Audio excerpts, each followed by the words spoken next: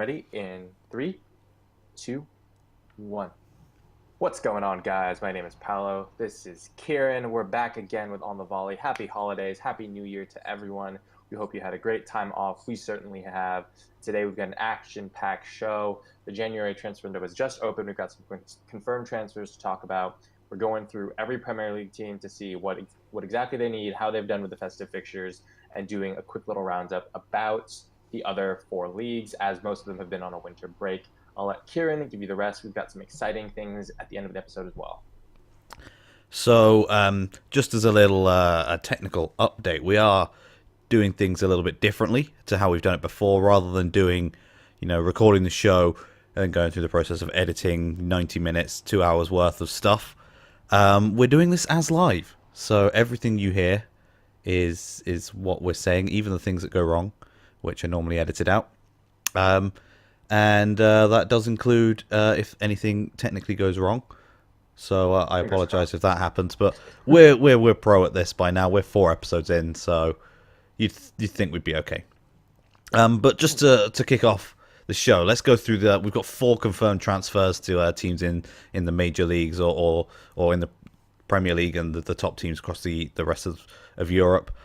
So there's 2 that we knew about already. Of course, Diego Costa has now officially signed for Atletico Madrid. Their transfer ban is over, so they can now sign players, and Diego Costa confirmed his move now, as well as Adrian Silva, who has completed his move to Leicester after it didn't fall through, but it was it's 14 seconds late, and ironically he's been given the number 14 shirt. 14.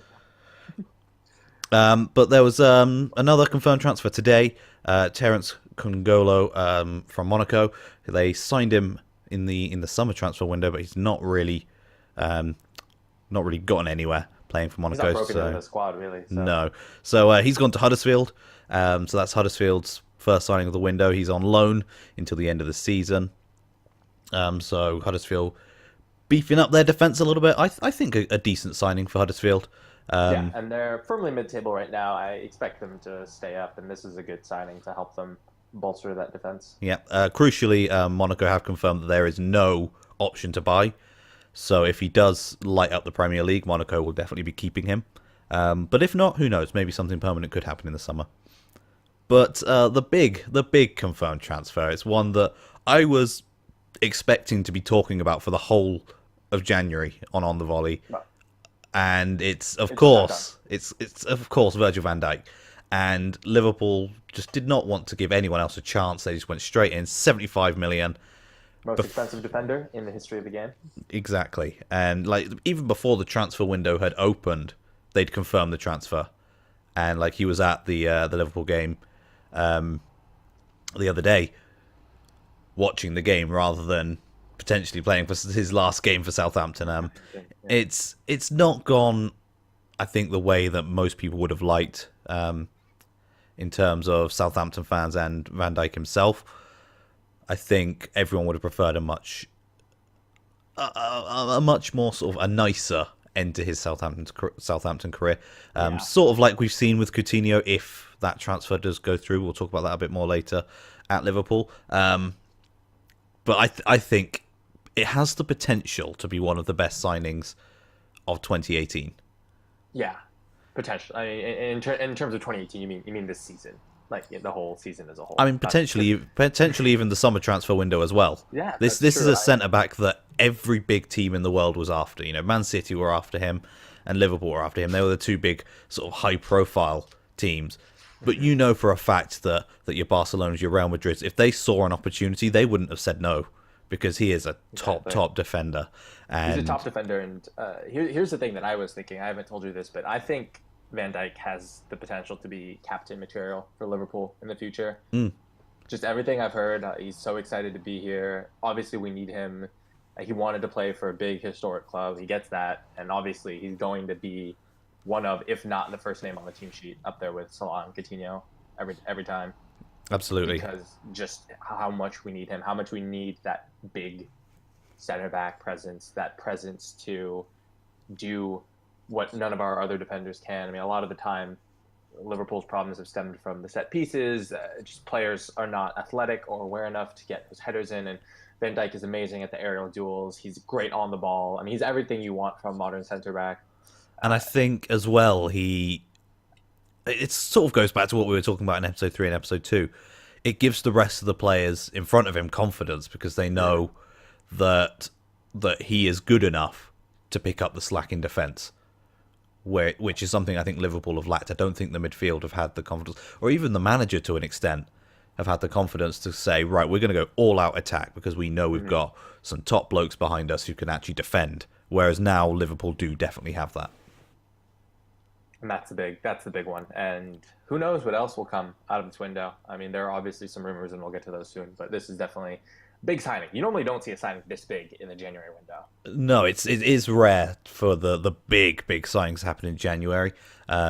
What you do tend to find, and I think this is something that a lot of people have picked up on with the Van Dijk transfer, but I have a feeling in time it won't be seen this way. Prices are inflated in January because teams don't want to let go of their best players. So if you make a big signing, you're going to be paying way over the odds. We've seen it before with Chelsea signing Torres. They paid 50 million for him. Yep. And there's no other way around it. It was a disappointing move. It did not pan out at all. And, he's got a little bit of form back since moving back to Atletico, but at Chelsea he was worth maybe 5 million. Not 50. But I don't know. I've got a good feeling about this one. I think this is a player who has a lot of reliability, and unlike Torres, Torres in his sort of the build up to Christmas for Liverpool in his last season wasn't playing particularly well because he was unsettled, is what people were saying. But it could well have been that he just it's difficult. It's difficult to pin down what happened to Torres. All we know is he moved to Chelsea and things went bad. Yeah, it's inexplainable. And then people thought, oh, the World Cup, he'll shine. And he scored 1 goal in the Spain World Cup winning run, which was pretty terrible. And he finished. I'm pretty sure he finished 3rd in Ballon d'Or the year right before he moved. Yeah, he was a top quality player. But let's move on to the Premier League. We had a number of big games over the Christmas period. Some shock results. One very, very big shock result comes to mind, and we'll get onto that a little bit later on. But let's just start alphabetically. So, starting with, or we could go from top of the table down. Do you want to go top of the table down? Yeah, let's just do top of the table down. Okay. So let's do it that way then. So starting with the current league leaders, Manchester City, they got a number of very good results that you'd expect from Manchester City, but something went wrong. They dropped points to Crystal Palace. Yeah. And I mean, I honestly don't know what went wrong in that game. I mean, it was 0-0, wasn't it? Yeah, it was a masterclass from Roy. It was a really good game. Zaha won a penalty, very, very soft penalty in my opinion, but he won the pen, and fortunately Ederson made a fantastic save. Wasn't the greatest penalty, but it was a good penalty, and Ederson made a save, saved the points. I think what City are definitely losing in the way that they lost. Maybe they would have rather dropped the full 3 points, but they lost Jesus for probably 1 to 2 months. De Bruyne is out for I think a week or so.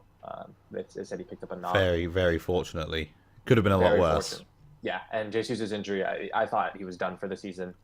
He was walking off the field in tears. Seemed like he had torn his ACL. Luckily for them, it's just it's a knee sprain, a different ligament in the knee. But yeah, they're still 12 points ahead. They have a game in hand.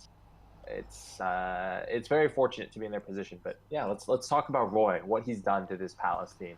Yeah, so Roy's come in after what was a disappointing stint with England, and he's taken a Crystal Palace side who were just, I mean, they were the odds-on favourites for relegation.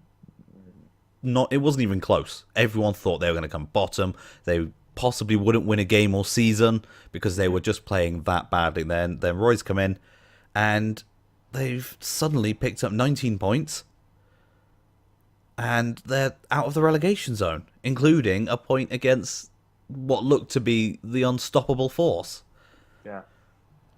And I think defensively, that is where Crystal Palace have changed the most. Is defensively. They always had the talent going forward with Zaha, and Benteke started to get a couple of goals now, and they've had a little bit of luck go their way as well, which I think is a crucial difference. The luck's going in favour of them rather than against them. But defensively is where Roy, I think, is at his best as a manager. He knows how to make a solid defence. Who they know their roles, and I know it didn't quite pan out with England, but I think the problem with England is the international, like the quality of international teams nowadays. You've got the teams that England face in the group stages of qualifying, which are all really poor, and your defenders have nothing to do. And then you've got the top teams who basically will just rip your defence apart, doesn't matter how good they are. And so I think it was difficult to see that shine with England. But you're really seeing it now with Palace. And when he was manager of West Brom as well, it was the same. And defensively, they're just decent. And I think that could be the difference between relegation and Premier League survival. Exactly. And we'll get back to Palace and see what they need to shore up in the window, if anything at all. But with City, obviously the big rumor now is Jesus is out. Do they make a push for Alexis? Do they look to bring in some sort of temp replacement? Because I have Aguero. Aguero is getting up there. Obviously, Pep likes rotating that striker position. I don't think Aguero is fit enough to play all the games they have coming up. So they are going to need to do something, change the formation, do something to figure it out. So what do they go for Alexis in the January window, like has been rumored, or do they try and bring in someone elsewhere, or do they change their formation or switch it up? It's a tricky one because City, at the end of the day, when Jesus is back, they want him to be getting into the squad and doing well. If they sign another world-class striker, they've then got 3 to rotate. Someone is not going to get enough time on the pitch. They're going to get unsettled. They're going to want to leave, and they're going to lose a top-class striker. So potentially the option could be that they, I don't want to say go cheap because it's Manchester City and they don't do that, but potentially go for someone who is a little bit maybe out of favour or perhaps isn't firing in a way that you'd expect, but has the quality. It's difficult to suggest who they could go for because someone like Sanchez is available and available cheap as well. All things considered cheap. Yeah, coming contract expiry, they could definitely poach him up. Yeah, but at the same time, City, with all this money that came in, everyone's always like, City, they're trying to buy the league and all that. But they've invested in a decent youth system. Are they the best in the country? Probably not. They're probably still behind the likes of a Liverpool or a Southampton or a couple of other teams. But they're bringing through decent players. Now might be the time to say, right, here's your chance. Go out there. Show me what you've got. Bring them on. Play Aguero to start the game. They'll probably be 3 goals up by the hour mark. Bring Aguero off. Bring on a youngster with a chance to prove themselves. A few years ago they did it with Iheanacho and he did really well. And it's not worked out for him in the end. Perhaps City may regret selling him now as well. Interestingly enough, I think he would have been the perfect player to just slot in and take that spot from Jesus. But there's nothing to say that they can't give a couple of youngsters a shot, in those games where they are kind of comfortable. They're very fortunate that De Bruyne is not out for an extremely long time. And so I think now is the chance for them to do that. Will they do it? I don't think so, because it's Manchester City and they have the money to spend. But I would like to see that. But honestly, I think the allure of Alexis Sanchez for potentially as little as 25 million it'll just be too easy. I think the only problem they'll have is if someone like a Bayern Munich or a PSG come knocking.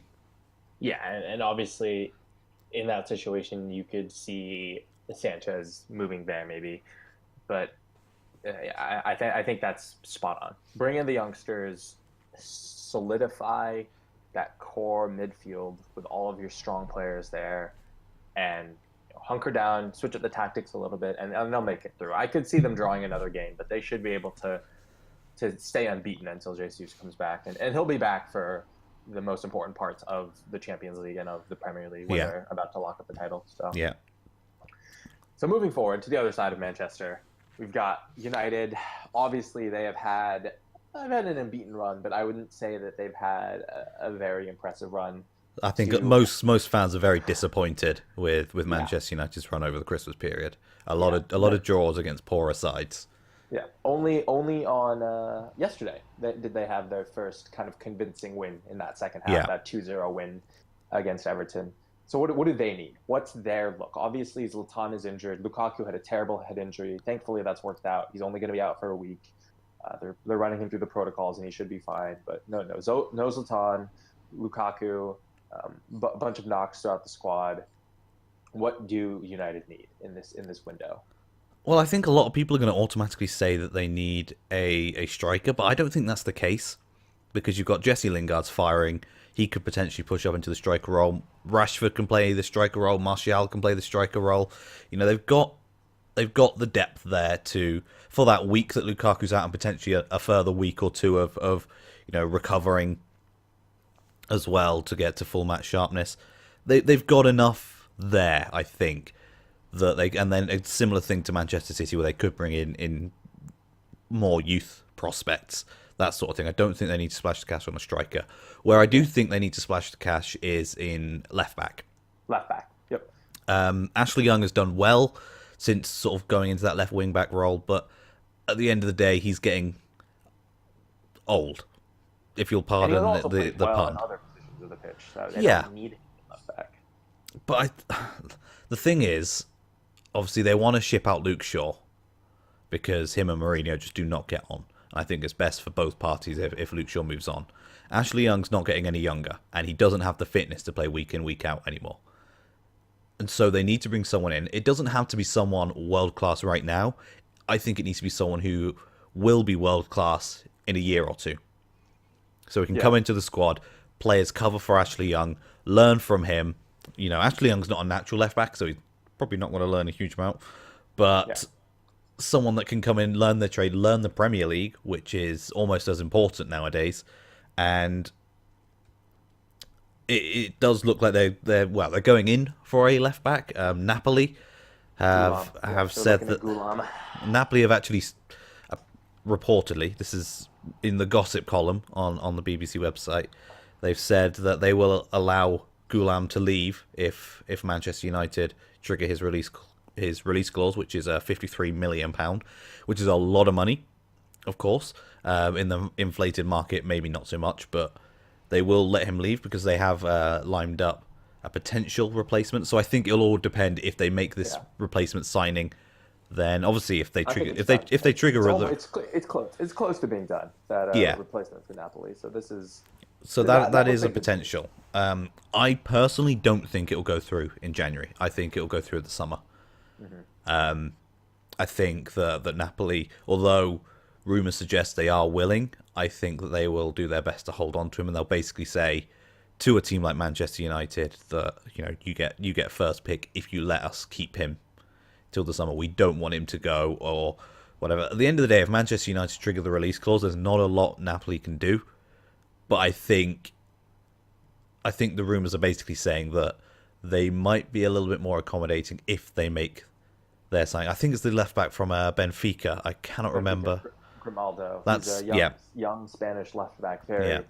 Very good. For me personally, I think Manchester United would be better off signing someone like Grimaldo rather than Goulam, because I think, especially coming in January, to suddenly, the Italian league, it's not quite the Spanish league in terms of, how different it is to the Premier League. But I think it is difficult for players to come from the other leagues across Europe and suddenly slot into a Premier League club without having. I think it's difficult for any situation. League is tough. Yeah. Yeah, exactly. Whereas I think Grimaldo is a little bit younger, a little bit less sort of set in his ways, I guess. And I think that, as I said, they need to be looking at someone a little bit younger who has the potential to become their first choice left back, maybe even starting from next season. But for me, the main thing for Manchester United is just getting their players back fit. There's There's no one that they need to sign. I think Lukaku will start firing properly again. I think that defensively, they've not been bad this season.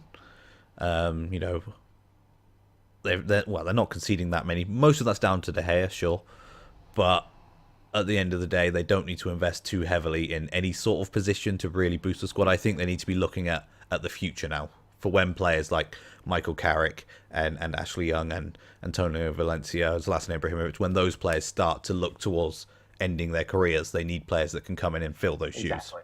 And let's be honest, the title race is over. United should want to hang on to that second place, but they have enough talent to do it already, and I think they should look and invest into that future, like you said.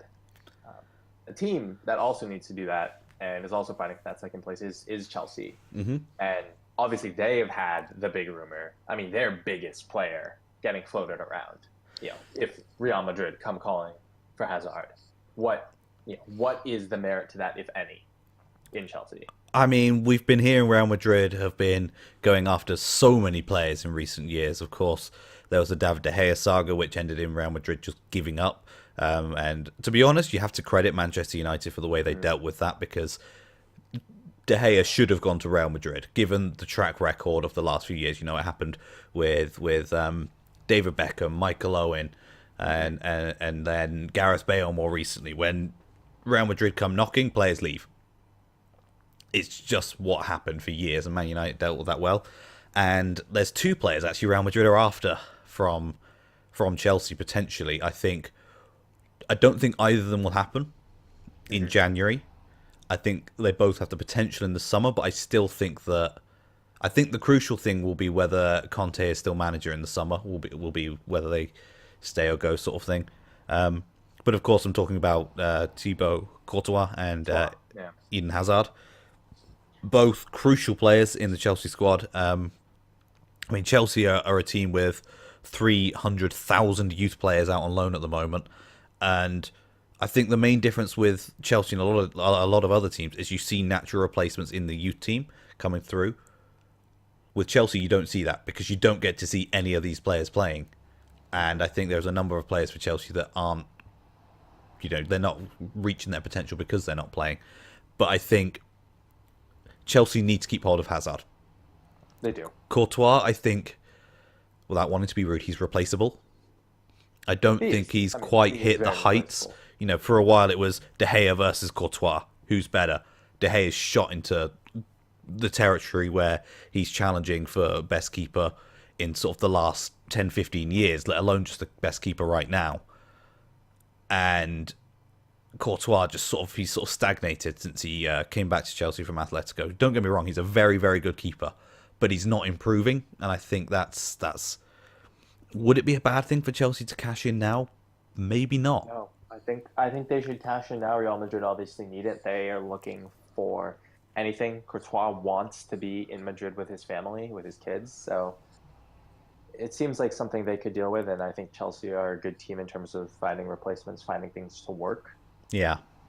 So that's their situation. I can see them challenging for second. Inevitably, I think they will finish ahead of Manchester United. I think they will too. I agree. Just because they have that star player, and I know Man U have Pogba, and Pogba is a fantastic player, but I feel like tactically he'll always be held back by the style that Man U want to play, and Pogba just needs to be more creative. Whereas obviously Conte harnesses the creative ability of Hazard, and he harnesses the creative ability of Fabregas when he does play. What Conte does is he gives the Chelsea players the freedom to just go and attack. Like Chelsea can have 4 players they can have, Hazard and Morata and Pedro or Willian or whoever and Fabregas all pushing forward because they know they've got just a brick wall behind them to stop any attack. Not to mention Azpilicueta and Christensen, who's now on the rise. Just a very solid defense. Yeah, in terms of signings for Chelsea, I don't think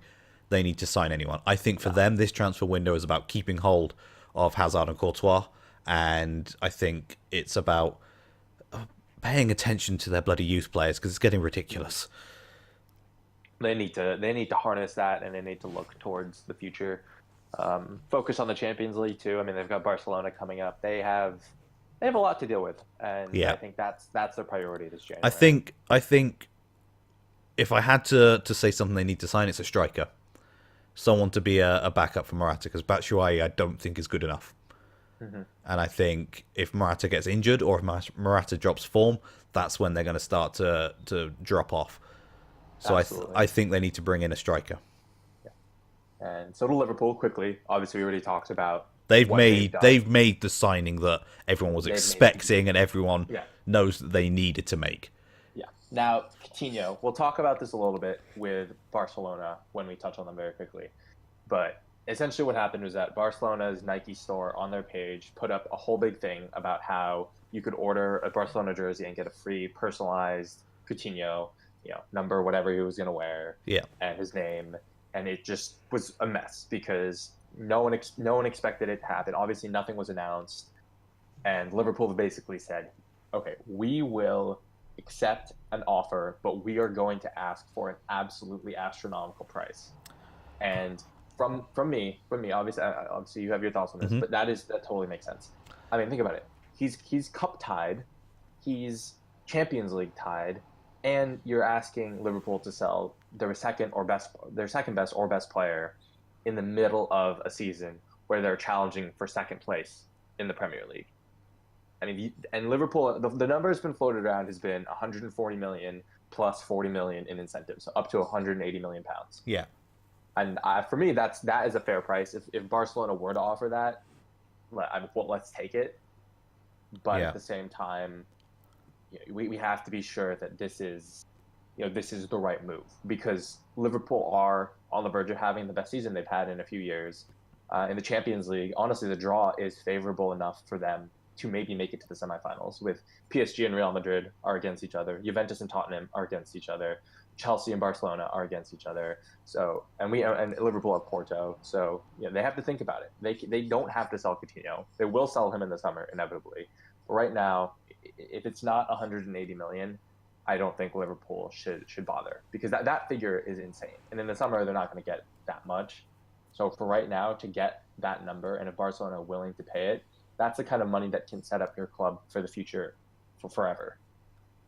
yeah. I mean, the number that was sort of bandied about this morning in sort of the rumours going around was 160 million.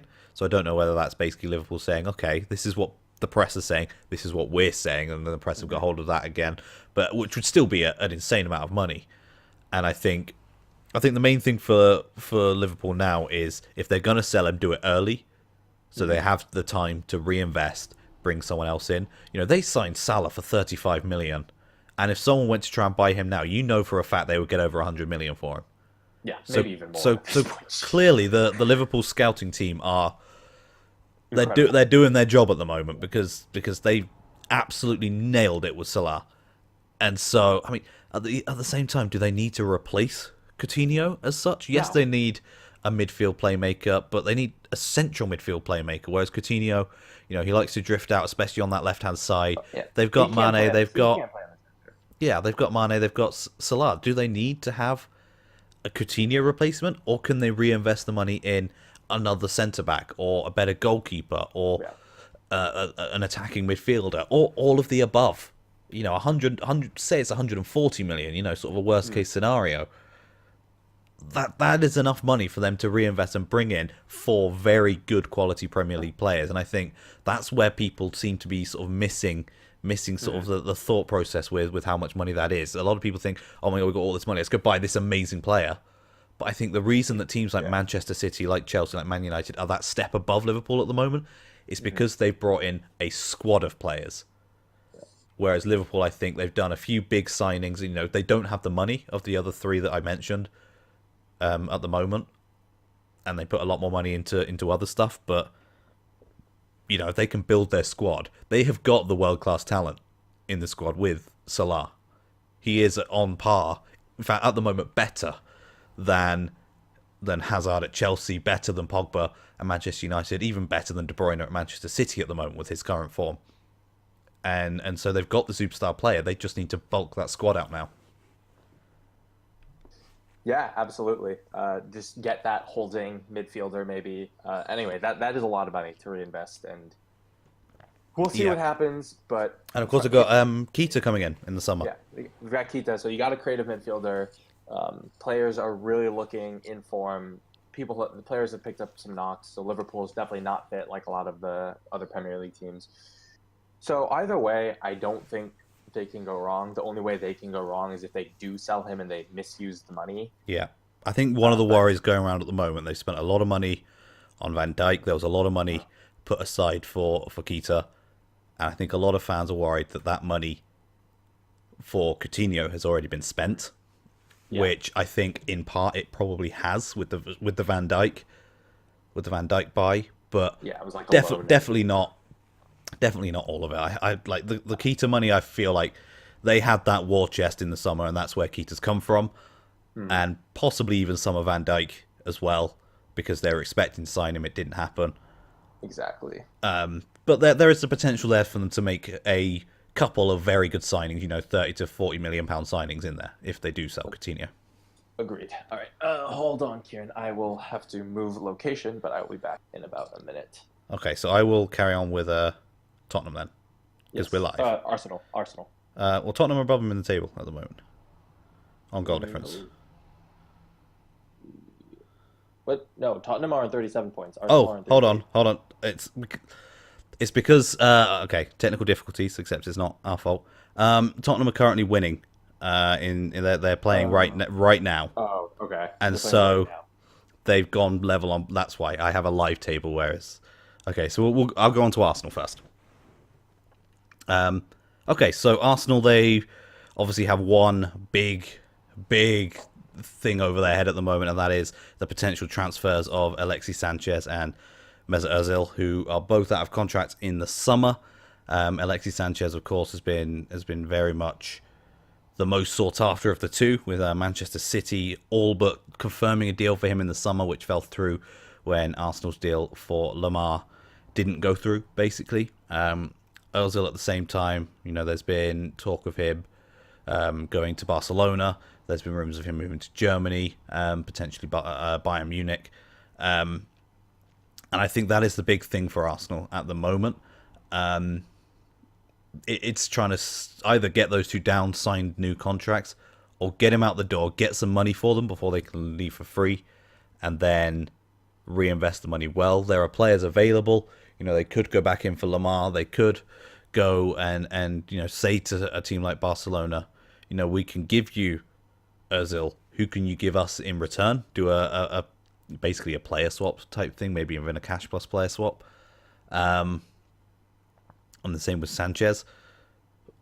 I think the thing is, in the summer there was talk of Sanchez and Sterling perhaps going opposite ways. Sterling is now flying for Manchester City, and I think Pep has got the best out of Sterling that we've ever seen, and so that's definitely not going to happen anymore. But at the end of the day, Arsenal need to get some money for these players. They cannot let players of Sanchez and Ozil's quality go for free. And I think that would basically be the final nail in Arsene Wenger's coffin, if you like. I think he's been a fantastic servant of the club, been a fantastic manager, and he basically became the club. But if he lets Sanchez and Ozil go for free, then I think there will be no coming back for Arsenal unless they really, splash the cash in the summer. They did a little bit. They brought in Lacazette. It was a good signing. Kolasinac, they got on a free, which was a great transfer. But their transfer history, other than Sanchez and Ozil, has not been the most thrilling over the last few years. But if they lose Sanchez and Ozil, they're losing basically their creative drive in the midfield. They'll be left with Ramsey, with Xhaka, and with Theo Walcott and Iwobi, none of which are even close to the level of Sanchez and Ozil. So in terms of who they could sign if they did leave, as I mentioned, Lamar. Back. Oh, you're back. Jumping in. Yes.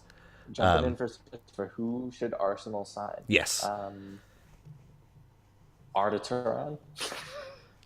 I mean, that's a name that's been sort of dropped around every now and again. He moved to Barcelona a few years ago and is basically. I mean, has he even? Does anyone know where he is? No. Does he still exist? He just he just sits on the bench. And But yeah, he basically gets doesn't paid to play. go to training. If Oh, oh, okay. I think you're back. You went robot for a moment. okay, but yeah, if he gets paid to go to training, I don't even know. But Turan is I don't know if that's the replacement for them. He's old, he's slow, he's lost his touch. Yeah, I think it's.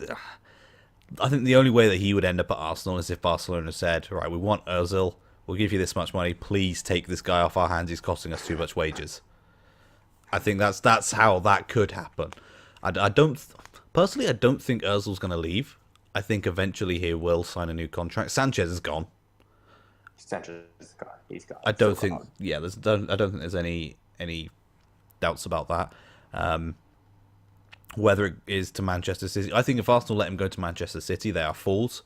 You know, let him go to PSG or to Bayern or whoever or to Real Madrid or whoever wants to go in for him. But don't let him go to your rivals in the Premier League. You know, No. that would be a foolish move. You can't tell. Well, Wegener said Alexis is free to leave whenever he wants to a foreign club. Yeah, and he actually came out, I think it was last night, and said that he's had no offers so far for Sanchez. Really? I honestly think that every team out there is hoping to get him on a free transfer. They're thinking if we don't offer for him, Arsenal won't sell him for, nothing. And so they just wait and wait and wait, and eventually, as soon as you get to the end of January, they can say, right, here's a contract, come join us in the summer. And I think that's what's going to happen. I think Arsenal should have sold him. They just don't want to pay his wage demands. They just don't want to pay his wage demands, maybe. I mean, I think that's how it started.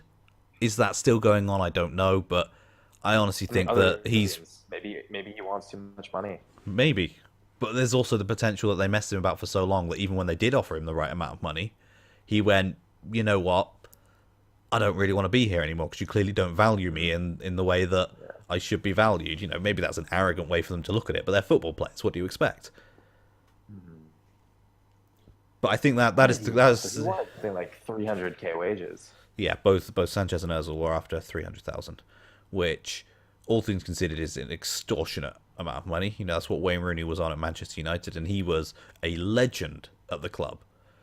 You know, I don't care that there are Manchester United fans out there now that laugh because he went back to Everton and his form's been indifferent and things like that, and they were glad to see the back of him. If you're a Manchester United fan and you do not love Wayne Rooney, You're not a Manchester United you're not a fan. Manchester United fan because He is he Manchester is United of yeah the 21st century. Yeah. yeah exactly. You mean you can bandy around all these big names of players who were legends for the club. You know, a lot of people say Ronaldo's a Manchester United legend. I'm sorry, but compared to Rooney, Ronaldo is nothing. A very good player, yes, but a legend? He left you after a few seasons to go to Real Madrid and has basically become one of the best players in the world. But And Wayne Rooney, he was one of the best players in the world. yeah, he was at one of the best. United. He was one of the best players in the world. He scored so many goals, became England's highest ever goal scorer, and he did all that whilst at Manchester United. Yes, his form dropped off, and he didn't have a great, last stint for Manchester United. But what player does? Not everyone can be Ryan Giggs and still playing like a god until they're 40. But yeah, I mean, I don't know if Sanchez will leave, and if he does, he better be able to adjust his demands. I mean, 300,000 is ridiculous. Yeah, There are very few players, if any, in the world that are on that. Neymar, Messi, Ronaldo, maybe a couple others. yeah, That's insane money. yeah. And I wouldn't even put him in the same level as those players. He's a very, very good player. Don't get me wrong, but he's not on the level of Messi, Ronaldo, Neymar, and a couple of others. Yep. But the question is, do you think that? I mean, Sanchez we know is gone, probably to Manchester City or PSG.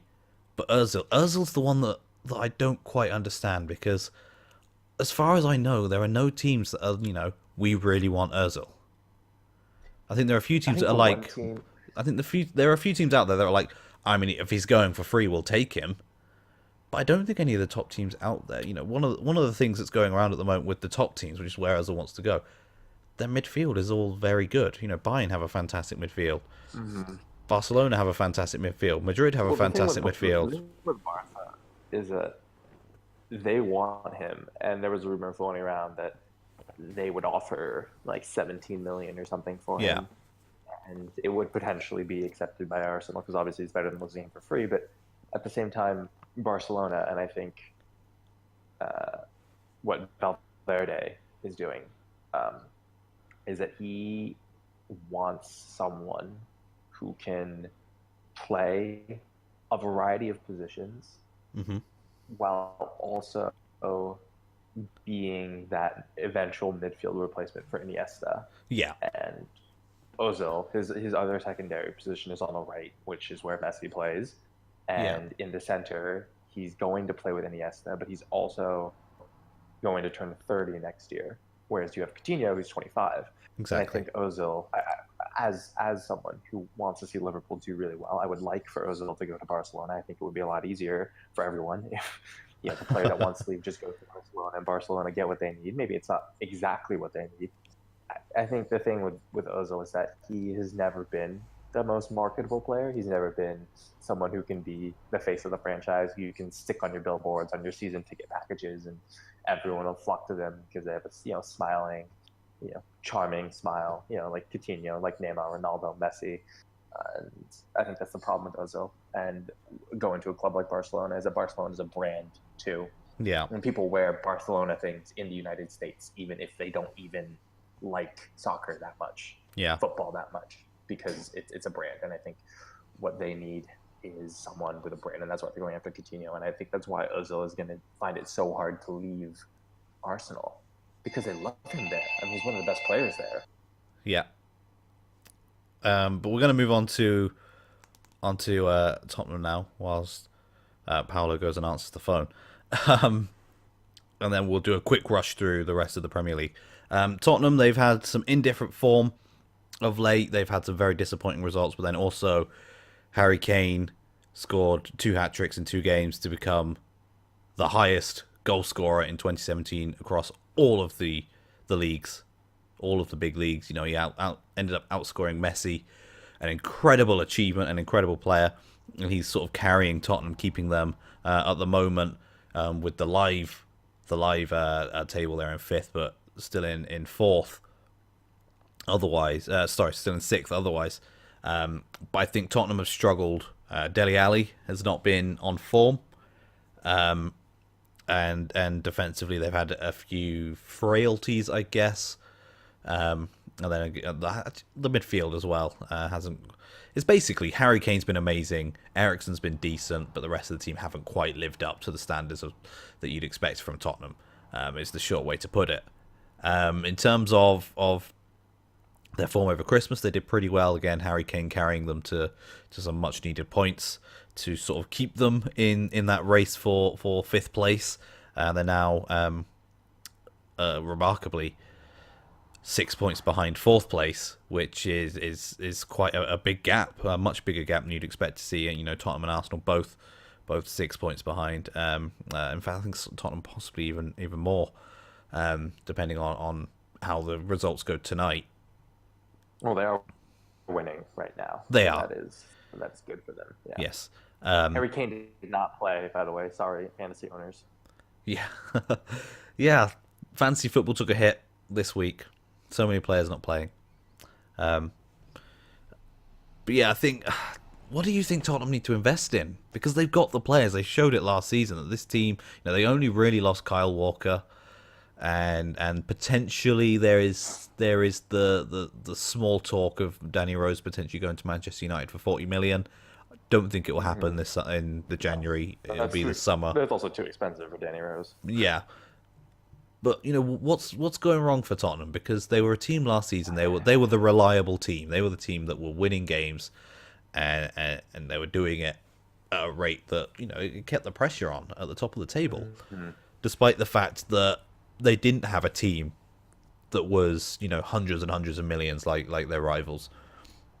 Is it just a case that people have worked out how to beat this Tottenham team? Have they worked out you need to rile up Dele Alli, get him making reckless tackles, things like that? Is it just a case of you take Kane out of the game and Tottenham aren't very good? I mean, you take Dele Alli, you take him out of his comfort zone, he starts going all over the place, and you're losing a creative force there if you're Tottenham. Yeah. And on the other hand, if you are Harry Kane, you're relying on that service. On the other hand, that's a big reason why Harry Kane has improved so much in these past few months, is that he's needed to become more of a complete forward. But with Tottenham, it's an unfortunate case of that a lot of their attacking power comes from the midfield. Yeah. And right now they just don't have that consistency, with a lot of the time it being just Eriksen, because Dele Alli has had that drop in form. And last season, you and I both saw it. We thought this was not just going to be the wonder kid, because he had a fourth of a good season the season before that, and then last season obviously had an amazing season, and then this season he just drops off in form. Obviously there are injuries in the Tottenham defense. Alderweireld is a big injury. Yeah. But they made some great purchases. I mean, they have Aurier, they have David Sanchez. Yuri has just not been playing well either. It just seems like they've all dropped off in form, and it's hard to say that, because in a normal season you would be saying they should be fine, they'll pick form back up, but everything is just so clustered together this year, because you have Manchester City, who are running away with the title, and then you have that 2 through 4 right now, which are separated by only 4 or 5 points, and then everyone else is just below that. And Tottenham right now are just way too close to that, and they have the players, they should be succeeding. But I think what is now becoming the case is that Harry Kane is such an easy target, because if you cut off Eriksen and if you cut off Kane, then their whole attack falls apart. Yeah, and I think that's the main problem. So what, in terms of signings, what do you think? Like a creative midfielder, someone who sort of sits back a little bit and creates from deep rather than sort of an attacking midfielder? Is that what they need? I think they need a creative midfielder. I think they need someone who can do a good job of playing the passes that they need. That's not just Eriksen, because Eriksen does better. Obviously, we've seen him in Denmark. He does better when he is able to roam from his position and be that number 10, while also kind of being a number 8. But Tottenham need that deep-lying playmaker, someone who can come and make the long balls, make the incisive pass. And obviously, there aren't a lot of them going around for cheap in Europe, but they should bring in someone to bolster that midfield, because right now it's too easy to figure out where the balls, where the incisive passes are going to come from. And that's why you end up seeing games where they either win 4-1 or they lose 1-4. Yeah. So one question for you before we move on to the rest of the Premier League, who we're just going to fly through. We're not going to go into as much detail. This is based on a rumour that's been thrown about that I think is complete rubbish, basically. But I want to get your opinion on it. So the rumour going around, Real Madrid want Harry Kane. No surprise there. Yeah. But the rumour going around is that they're going to offer a cash plus player swap deal involving Gareth Bale going back to Tottenham. If you're Tottenham and you get offered, 50 million quid plus Gareth Bale for Harry Kane, do you take it? No. Okay, no. Because here's Tottenham fans would love Gareth Bale back, because he is everything to them about their modern history in the 21st century, right? It was him and Modric, but mostly him, just coming through, and Van der Vaart. Splash and Van der Vaart, yes. So you have those guys, and Gareth Bale was the poster boy. I mean, clean-shaven, running around, 6'1", his left foot, fast as hell, faster than anyone in the Premier League at his best. And they want him back. Any Tottenham fan would kill him, but you're saying you have to give up potentially someone who could break the Premier League goal scoring record. Could become the best striker in the world. Could become the best striker in the world. If not, I mean, he's probably already the best striker in the world. Yeah. Or the best forward in the world, let's say then. The best forward in the world. And you're talking about having him. And let's not forget, Harry Kane's game is almost wholly unreliant on athleticism. It's reliant on positioning and the touch that he has. And none of those are going to change as he gets older. So you're talking about 8 to 9 years more. Yeah, I can honestly see Harry Kane. Harry Kane, he's got elements of Ibrahimovic about him, where he's just got Hmm. a fantastic eye. He's not the quickest, but he's got great physicality. He's strong. He's good in the air, and he just knows how to score goals, which is Hmm. something that you can't teach. That instinct for where the goal is that Alan Shearer used to have, that Ibrahimovic has had more recently, and now Harry Kane. Hmm. You just can't. You can spend as long as you like on the training ground. You can't teach it. That is just instinct. And And for Tottenham to give that up for Bale, who's injured all the time, yeah, is about to hit 30 in a couple of years. All that for Gareth Bale and 50 million. I mean, that's the kind of deal that you make on FIFA, okay. you know, So for fan service. another scenario: Gareth Bale Yeah. becomes available. Real Madrid eventually come out and say, "Look, okay, it's not worked out. Gareth Bale is now available." Manchester United decide not to go for him because they've signed Neymar or whatever. Okay. Should Tottenham go and try and get Gareth Bale back for, say, sort of 80 million? Honestly, yeah. I mean, what other big name player is going to want to say, I want to go to Tottenham? Mm-hmm. Yeah, Gareth Bale is kind of in the stage of his career where Robben was a couple of years ago. Yes, he's lost half a step, but half a step slower of Robben and Gareth Bale is still faster than 99% of any other football player. Yeah. And that is something that Tottenham need. They need just an explosive, pacey, incredible winger who also has all the finishing capabilities of a striker. And with Gareth Bale, when he's at his best, when he's not injured, when he's fit, that's what he brings to the team. And that is something that could realistically give them a chance Mm-hmm. to actually contend for the title. So I think they go for it. If they can get him back without giving up Harry Kane, without paying more than 100 million, they should do it. I mean, what do you think? I absolutely agree. I think that Gareth Bale, if he stays fit, is the difference between he's on par with players like Hazard and De Bruyne. That when he's fit, he is the sort of player that wins you games. And if they can have Gareth Bale and Harry Kane as effectively a front two, or Mm-hmm. Harry Kane, Gareth Bale, Christian Eriksen as a front three type thing, that would be one of the best front threes in the world. That would be on par with PSG's current front three with Mbappe, Cavani, and Neymar. Yep. So let's quickly, very quickly, because it's taken way too long so far, go through the rest of the Premier League. Right, Some of these teams, we'll just go through, what do they need to sign, or what are they at risk of losing? Do they need to keep, sort of thing? The first team, I'm just going to straight away say they don't need to sign anyone. They don't need to sell anyone. They're doing just fine. And that is in 7th place, Burnley. Yeah, they're doing great. The main thing they need to do is keep Sean Dyche. Keep Sean Dyche. Maybe a little bit more scoring. Yeah, Maybe I think that's the only thing that they're slightly lacking. I mean, could they go in for Danny Ings maybe? A loan move from Liverpool? Or even a permanent move? Probably a permanent move. They just need someone. Just a good. But the football that Sean Dyche has been playing, I mean, It's fantastic. 4th fewest goals conceded in the Premier League, 2nd best home goals conceded record in the Premier League. That's great football. Burnley are fantastic. Here's a good one though, Leicester. You're talking about a team that has been so up and down this season, but they find themselves in striking distance for one of the Europa League spots. Yeah, they're not too far off, and the form is on their side. They've been playing some great football recently, and for me, they don't necessarily. I think they need to sign a defender. I think in defence they're a little bit light, and I think they need to sign a central midfielder. But the main thing for them is get Mahrez to sign a new contract. He seems to be enjoying his football again.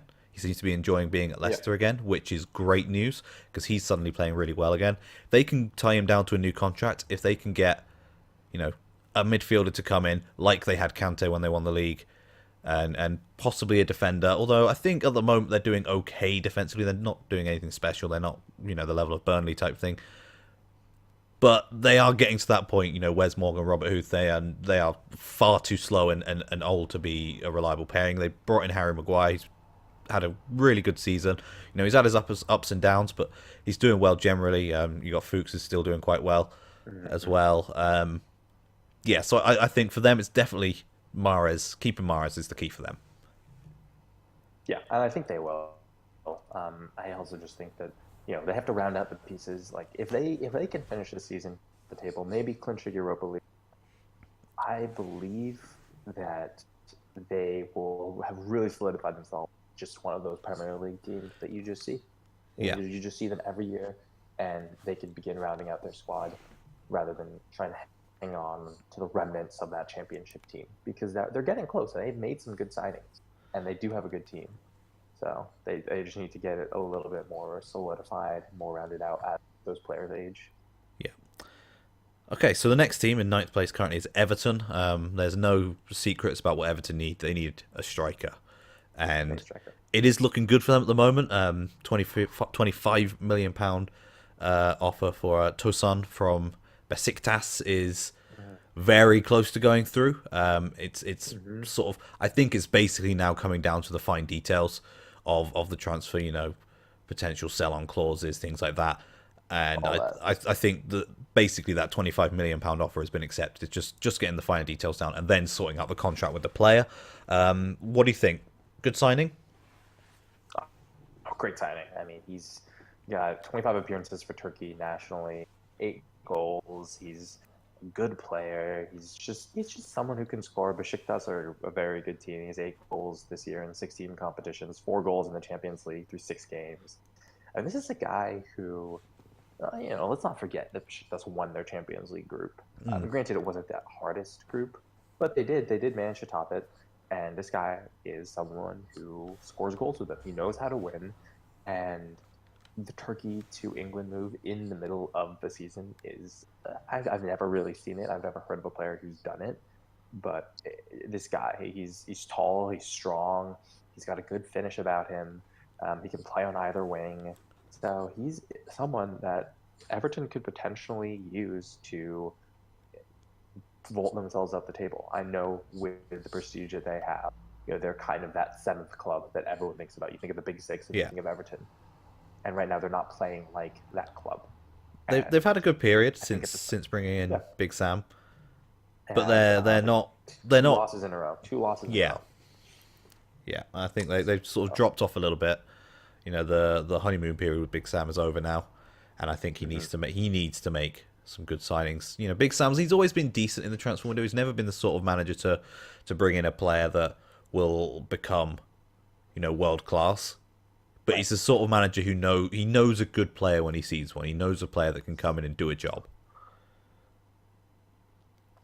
But Yeah. moving to 10th place now, Watford had a fantastic start to the season, and then it all started to go wrong for them, and now they find themselves in 10th place, a respectable 25 points. Not a great goal difference; they're on -9 at the moment, and they've also lost quite a lot recently. They're now on 11 losses. They've Four actually, out of yeah, they've actually four got out of the last five. yeah, Jeez. and they've now lost more games than the three sides below them in the table as well. Um, Yeah, they also just conceded an own goal to Man City, so not great. Not going well for them at the moment. So yeah, what do Watford need? That's the Well, problem. You I heard a rumor that they were actually looking to sell Etienne Capoue, who yeah, they just signed a couple seasons ago. I'm pretty sure. yeah, and I think Troy Deeney as well Oh, is another one that they've sort of. I think Watford fans are getting frustrated with him. He's getting frustrated with Watford, and it's just all sort of a bit messy. He had that horrible challenge not too long ago. He got himself sent off, and I don't know what to say about Watford because the way they started the season, they were way above. They were playing way above the skill level of the players in their team, or that you'd mhm. expect from the players in that team. You looked at the squad, and I think a lot of people had them as potential relegation candidates, but they pulled it out of the bag. They did really well. So now what's going wrong? What do they need? Do they need like someone who can come in and really pick the team back up? Not necessarily a playmaker, but someone with that can almost like a mental playmaker, someone who can uplift the spirits of the team around him. Like, I'm not saying this transfer should happen, but someone like a Michael Carrick type player. Maybe that. Maybe a veteran presence. I mean, Watford are. established team that is going to be in the Premier. Obviously, they had a great start to the season. They're floundering right now. It's very they could still get relegated. Of course, I mean every team could still get relegated. Minus Yeah. probably the top four right now. Yeah. But with them, their problem is that they don't have that player that knows how to win in the Premier League. Yeah. That mental playmaker. And in addition to that, they have a couple good young players. I mean, they have Richarlison, who's obviously the shining star of Yeah. you know them and what Brazilians hope to be, the next golden generation. They have Doucouré, who's someone they trust in as well. But I don't think Andre Gray is someone they can rely on as their No. primary Personally, forward. I was not like if I was a Watford fan, I wouldn't have been overly thrilled with that signing. He's a decent player. He's not a match winner, and I think that's what they're lacking is that match winner, someone who can take the game by the scruff of the neck and just say, you know what, this game's in the balance, but I'm going to make it mine. But Yeah.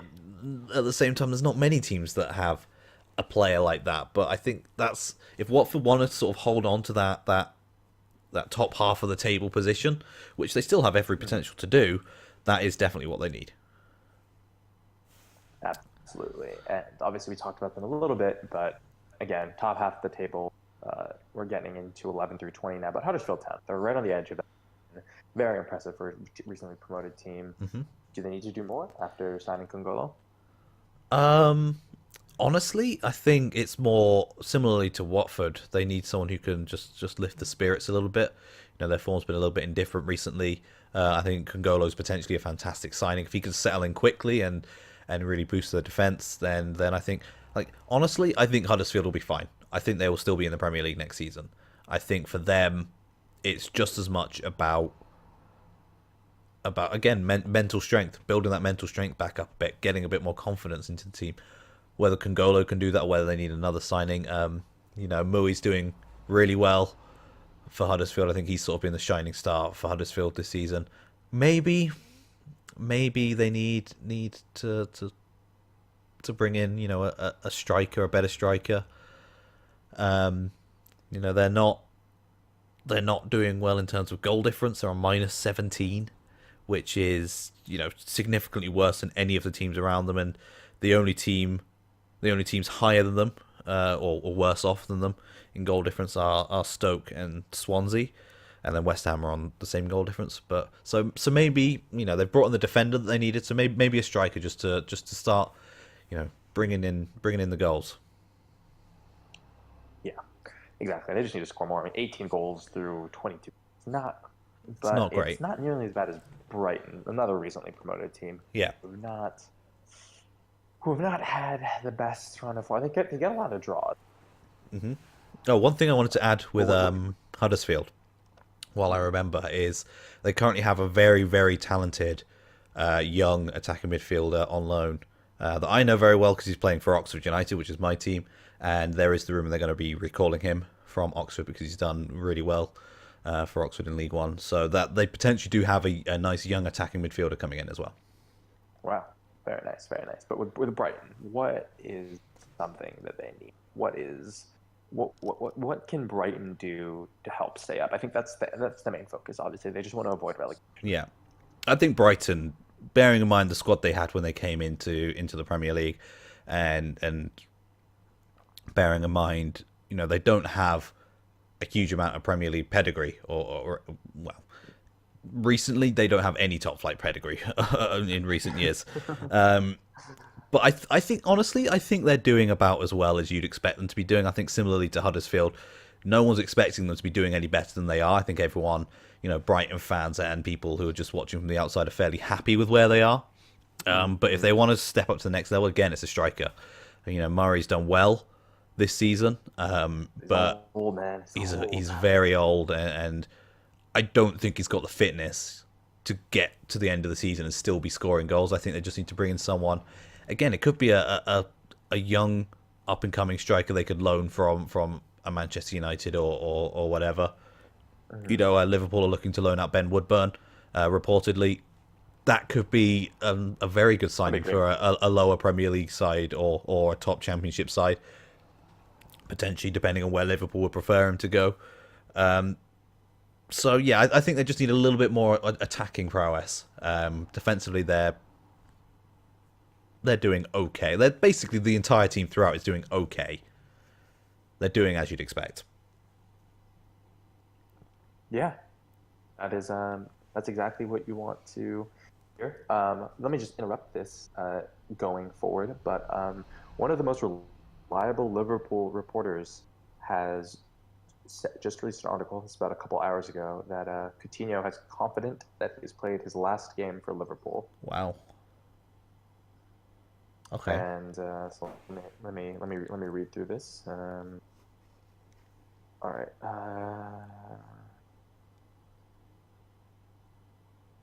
Yeah. Basically, the report is that it seems like it's going to take an offer in the region of 150 million euros, about 133 million from Barcelona, if Liverpool want to let him leave this window. Wow. Okay. We will, of course, report on that next week on the volley, if it does go through. It does go through. But yeah, just wanted to throw that down. But yeah, back to Newcastle. Newcastle. Oh, what to say about Newcastle? Mike Ashley came out, said he was going to sell the club. He wanted to sell before Christmas. Still hasn't sold the club. And I worry for Newcastle this transfer window because they need to make signings across the entire squad. Basically, there are players doing well.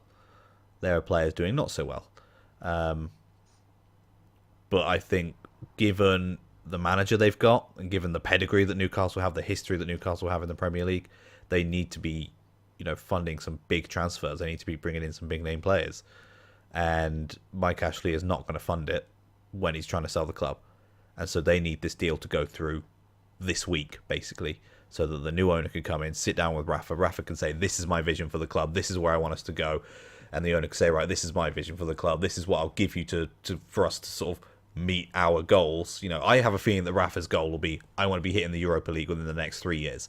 And I have a feeling that any owner that comes in will be wanting the same thing and will be willing to put in, maybe not hundreds of millions, but potentially up to 30, 40 million in a war chest for Rafa to go, right, I'm going to sign this guy to bolster the squad. I'm going to make this big signing for 20 million. I'm going to bring in this, young talent from the Championship for sort of 8 million, that sort of thing.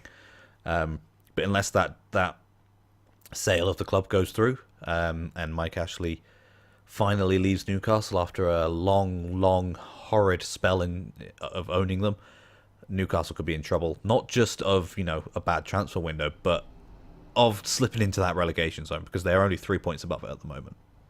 Yeah, and it's Newcastle. I mean, this is one of the biggest fan bases. If we're being honest, they probably have the biggest fan base in the Premier League. Oh, easily. Behind the top 6, Everton, and then arguably even higher than some of the top teams. Yeah. I mean, it's Newcastle, and with them, Rafa is a great manager, and he's done what he could. I mean, you see it with some of the results; they're very, very inconsistent. Yeah, and it's just down to the players. The players just are not good enough to compete at this level. And obviously, you look at them and I said they ran away with the championship last year, but it's a different season. It's another year later, and it's just a completely different competition. And I think the Newcastle problem need to make the moves. Yeah, I think the problem Newcastle have got, a lot of that team were in the team that got relegated 2 years ago. And don't get me wrong, they've got a squad that is more than good enough for the Championship. The problem is, nowadays, the step between the Championship and the Premier League is getting bigger and bigger because of the money involved in the Premier League. And if you don't invest, when you get promoted to the Premier League or once you spend a season in the Premier League, you get so much money, so significantly more money than you do in the Championship. If you get relegated from the Premiership, you get more money than you do for doing well in the Championship. Yeah, I think it's 100. I think at minimum teams get like 110 million or something. Something like that, yeah. And so Newcastle, they need to be looking at Premier League survival because if they become a yo-yo club where they're constantly going Championship, Premiership, not really growing, they're going to lose Rafa. In fact, if they get relegated this season, Rafa will go. I have no doubt about that. And no one will be mad at him for that. And if Mike Ashley doesn't go in the next 2 weeks, and if he doesn't get to make his mark in the January transfer window, he could go by the end of January. And then Newcastle would be screwed. They would be I would put them down as favourites for relegation. Yeah, without Rafa. Rafa is keeping them up right Yeah. now, and that says a lot. They have some That is talented players, but there is no one in that Newcastle squad that fills me with confidence that they can challenge for potentially Europa League within the next 3 to 5 years. Exactly, and that's what they should be looking at because they are Newcastle. Yeah. However, one squad that does have players that fill me with confidence is Bournemouth. They do have a lot of real players. It just haven't clicked. So what do they need? It's a tricky one. Eddie Howe's a great manager. He has Bournemouth playing a really nice style of football, and I think that at the moment is what's punishing them. Is they like to play quite free flowing, attacking football, and they're not afraid to go out and do it against the big clubs. You know, we saw it against Liverpool recently, and especially the Liverpool game last season, which ended, I think it was 4-3 to Bournemouth. That was an incredible result. Yep. I think just basically they don't quite have the. I think it's a problem going throughout all of the sort of lower end Premier League clubs. They don't quite have the attacking talent. Mm-hmm. You know, in this case, I think it comes from their midfield. I mean, they have Kalen Wilson, they have Defoe. They just don't have that playmaker. But the strikers aren't performing. That's the thing. And maybe that's because they're not getting the midfield, sort of the delivery from the midfield, basically. I think, you know, if they brought in like a playmaker in midfield, sure, the strikers would probably start doing well again. I think part of the problem is they brought in Defoe from Sunderland. It was this sort of big homecoming for Defoe. He's not playing a huge amount. They're not putting the trust in him. What he did with Sunderland last season was carried a team who were dead set relegation and made it so they were not quite dead set relegation. He scored a lot of goals in a really poor side. And now he's coming to a side that's actually not that poor. You know, don't get me wrong, they're not great, but they're much better than the Sunderland team from last season was. And yet he's not really being given that freedom to play like he was at Sunderland. And I think that's honestly one of the big things going wrong at the moment is they need to put more trust in Defoe. Because he's a player that can win you matches. And whether that does involve bringing in a playmaker to make sure Defoe's getting the proper delivery, or Wilson's getting the proper delivery, or whoever's playing in strikers getting the proper delivery. You know, they've got a couple of good players in there. You know, Harry Arter's a very good player. And they've got a few good young players. Nathan Acker in defence.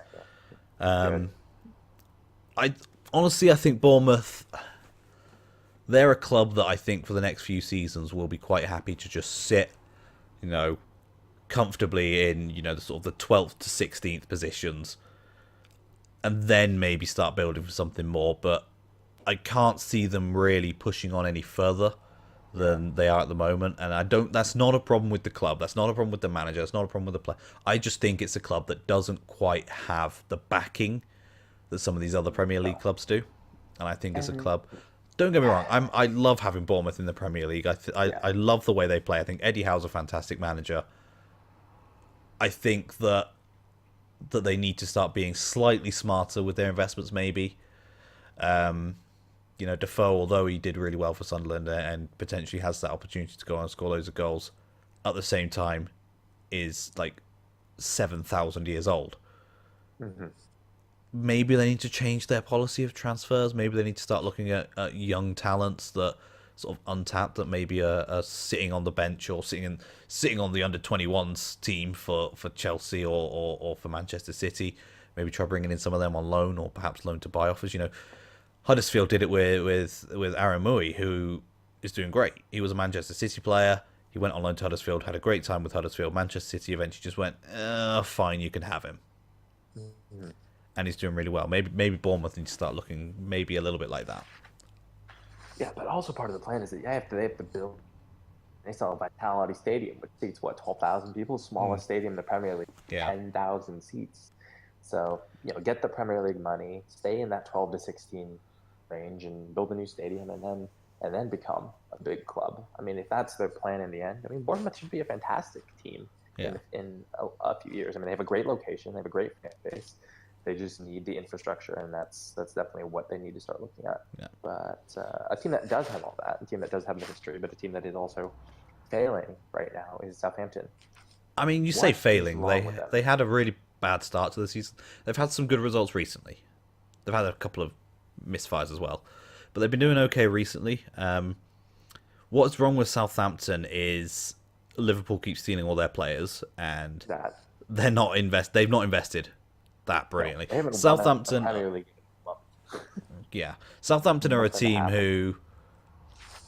So yeah, Southampton are a team who put a lot of faith in their youth products. They brought through Gareth Bale, they brought through Theo Walcott, Alex Oxlade-Chamberlain, and now they've got players like James Ward-Prowse coming through, and Adam Lallana, although not a youth product, was a big part of Southampton sort of rise back into the Premier League and back into promise.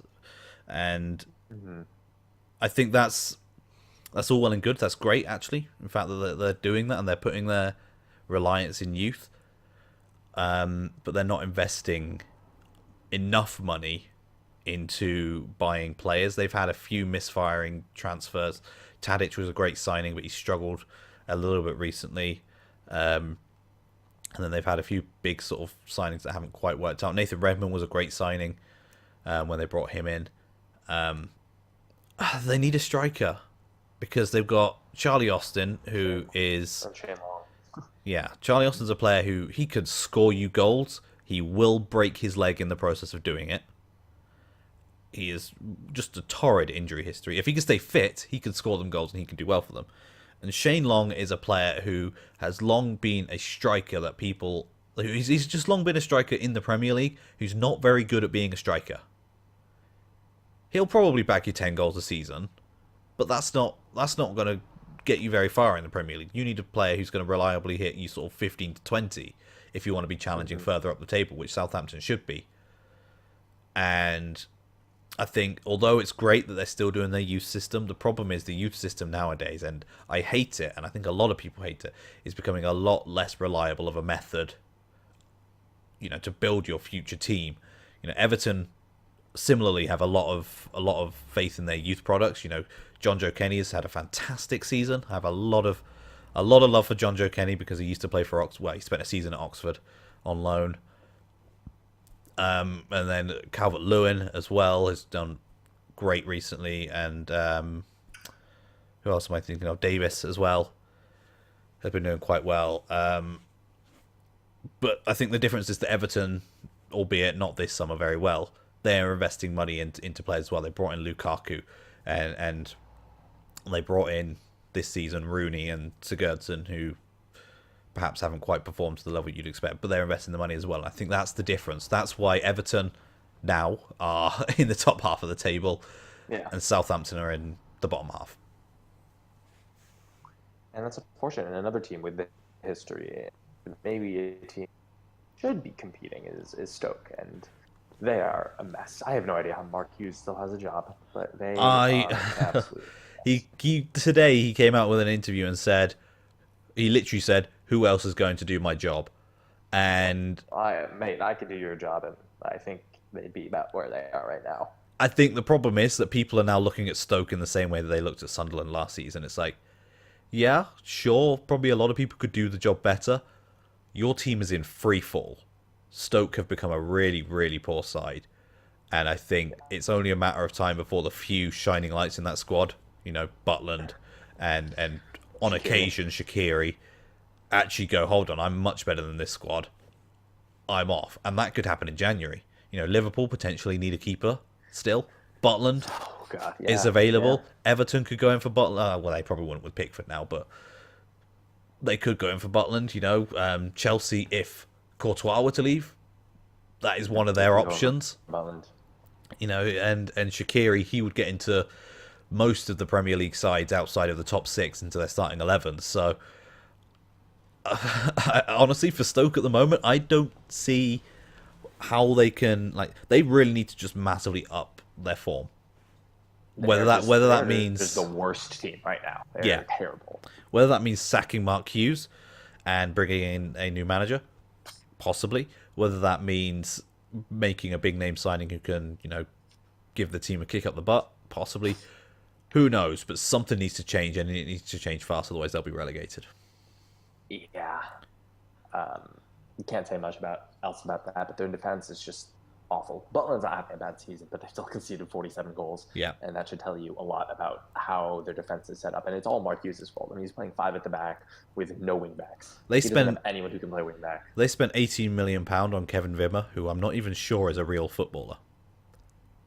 He has been so bad this season. It's laughable. And I think even the Stoke City fans nowadays are like, what do? That we don't know what to do, because we're not used to being in this position where, they're used to being in a position where they're a sort of low mid-table, perhaps relegation scrap side, but they're not used to being in the position where there's no hope whatsoever, which I think is what a lot of Stoke fans are feeling now. Yeah, but somehow they're still above Palace, though Palace have a game in hand. I think we've already talked about them, but just kind of keep doing what they're doing, and they'll stay up. Yeah, pretty much what we said in the episode a few weeks ago. Keep hold of players like Zaha, keep them firing, and Roy, keep doing what you're doing against Manchester City, and I think they might be able to sneak it. I think that there are a few teams. The 3 teams below them currently in the table and Stoke City are teams that need to be more worried than Crystal Palace. Exactly. And West Ham. I mean, what is there to say about West Ham? They brought in Joe Hart, and now they have Adrian's not great. They don't have a great defense, and everything's a mess. Arnautovic has been inconsistent. Lanzini is missing and then not missing. Antonio is inconsistent. Chicharito seemed like a good signing, but then he's disappeared on the face of the earth. Yeah, it's not a good look for West Ham. West Ham are a side with players good enough for the Premier League who aren't performing at a Premier League level. That's the best way I can describe West Ham at the moment. Obviously, they got rid of Bilic and brought in Moyes. Whether that's a good or a bad thing, we'll find out. It's similar to Everton and Sam Allardyce, with the honeymoon period sort of coming to an end now. And you're just going to start to see what West Ham under Moyes looks like and how they're going to perform. Do I think David Moyes is a good enough manager to keep them up? On current showings, no, I don't. I think they're one of the teams majorly at risk, along with the team below them. And that's West Brom. And yes. West Brom right now, fewest wins in the Premier League, most draws. They have not won in at least... let's check this out right here. They have not won a game since August the 19th in the Premier League. Yeah. They've only won 3 games this season. And 2. Well, if a result holds today, then 3. Two yes. going into today. Yes.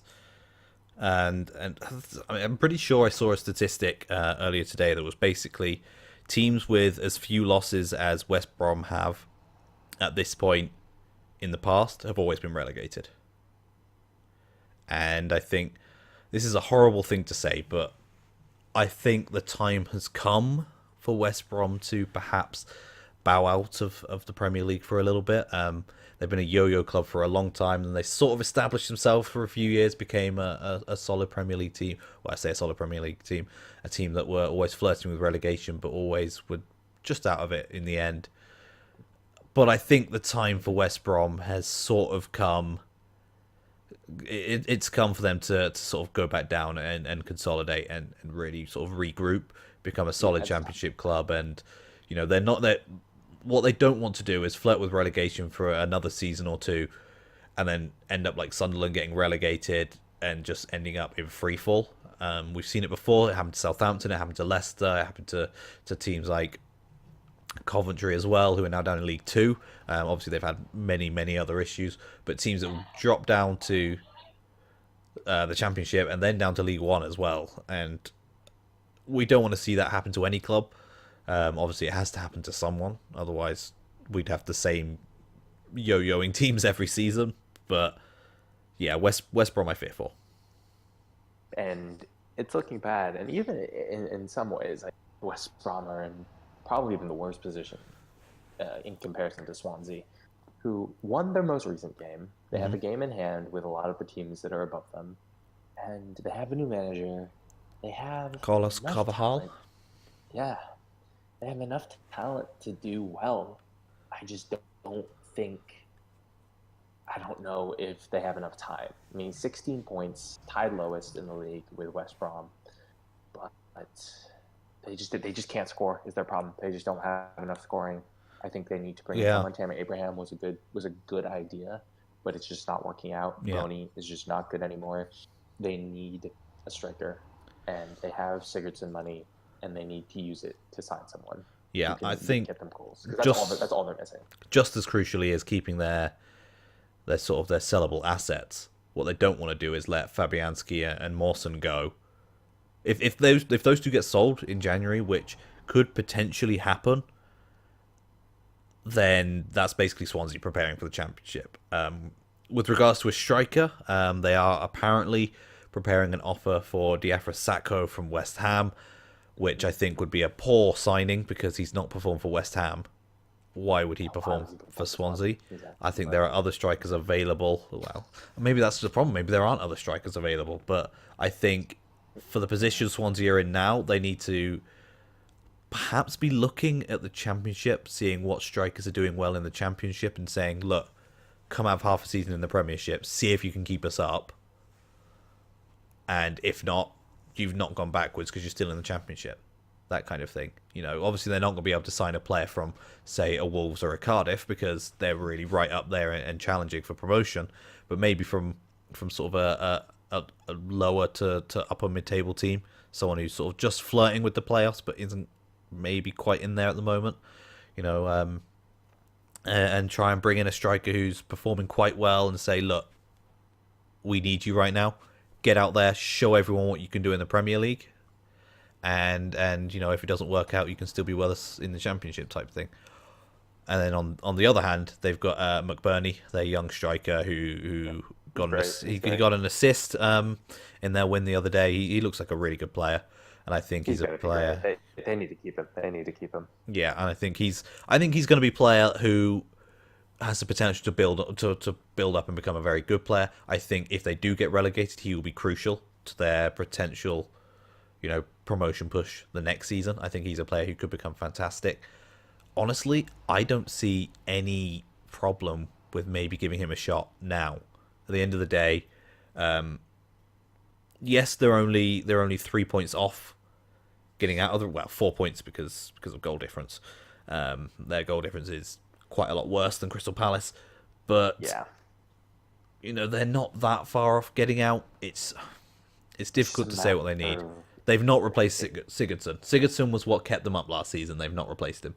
So I guess maybe that's what they need to be looking at is a midfielder, a creative midfielder. Yeah.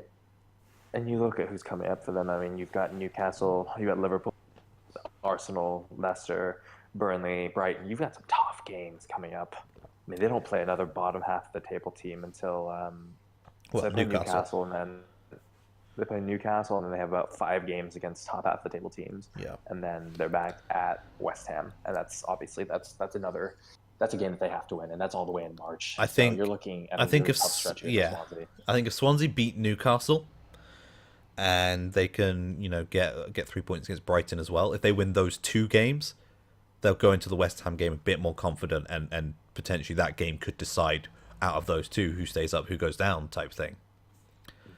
I think Swansea, they need to be winning against other teams in the bottom half, and they need to pick up a point here and there against the teams in the top half as well. I mean, 13 losses, that's unacceptable. By far the most in the Premier League. They got to learn how to draw. They got to get those points. Yeah. And that's it. That's 1 through 20. That's the whole Premier League. The whole Premier League team in a long time. So let's very quickly go around the top leagues around Europe, as we do every week. Obviously, the big stories in terms of transfers haven't happened yet because no one's made any signings across Europe, really. Obviously, the ones to monitor are Madrid going in for those 2 Chelsea players, Coutinho to Barcelona, and obviously Bayern Munich have... Actually, there is a confirmed transfer. They have completed the transfer of Wagner. Yep. But yeah, Paolo, over to you. All right. So going back, most of these teams have had winter breaks, unlike the Premier League. Pretty much every league had a winter break. and they'll be resuming this weekend. So just to update, we've still got Barcelona in front.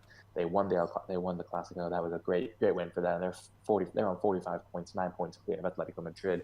Monitor them for the Coutinho transfer. Dembele has just been cleared to return to play, so that is a huge piece for them. We'll see what happens in the coming days with how they deal with that tactically. But they're only going to get stronger. Real Madrid, 14 points back of Barcelona. It's not looking good. We'll see what happens there transfer wise. The league is always a big deal. Atletico, they've got Costa. They should hold on to second for the rest of the season. Monitor that. We've got Italy, Napoli, and Juventus, the two-horse race at the top of the table. It's looking incredible. It's going to be a fantastic finish to the Serie A season. Obviously, like we talked about, Grimaldo might be coming into Napoli. That might be a big thing that they have going on.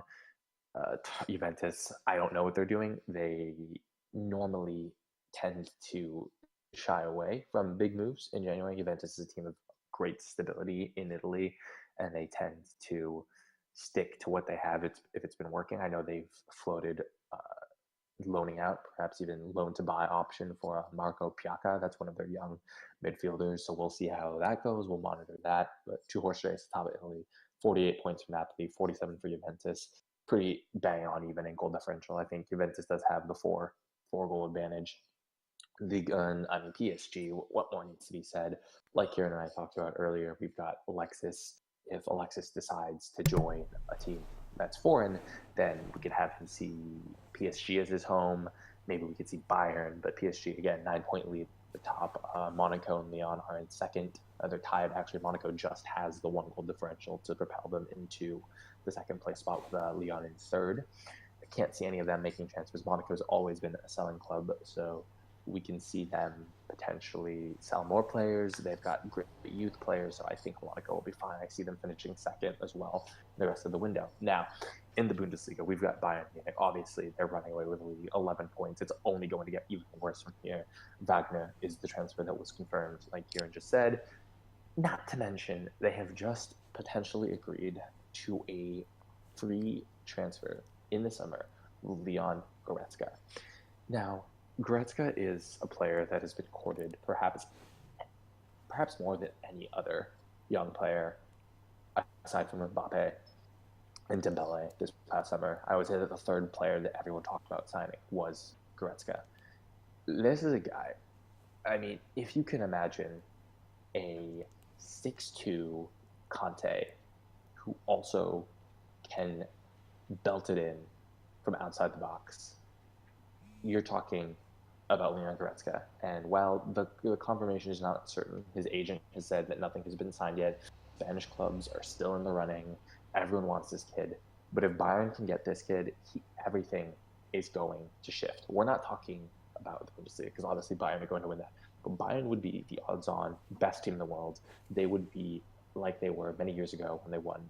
I don't want to say many years ago, but a few years ago when they won the treble, when they were dominating world football. I mean, obviously the past couple of years, they've been there. They've been in the conversation, but they would put themselves ahead of Real Madrid, ahead of Barcelona, because you have someone who not only is a German international and plays with much of the Bayern team, you have a young, promising player who can do it all, who's the type of player that we've seen with Man City and Kevin De Bruyne, in the sense that it's someone who can win balls defensively, but perhaps even more so with Goretzka, his physicality, his defensive awareness, but also that scoring, that knack for finding the goal.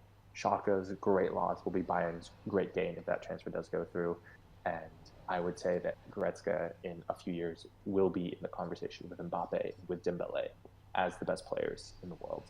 And that's the big thing to watch out for. So just to round it up across all the windows, look out for Goretzka to Bayern, Coutinho to Barcelona. PSG and Juventus and Napoli should stay relatively quiet. Look for Real Madrid to potentially make a move. Maybe they'll do something with Zidane.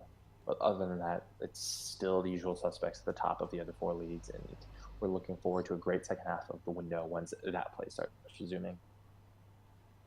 Brilliant. And with that, it's time to move on to the long-awaited, much-anticipated, groundbreaking, world-famous on the Volley Team of the Year and So following that we're, Player of the Year.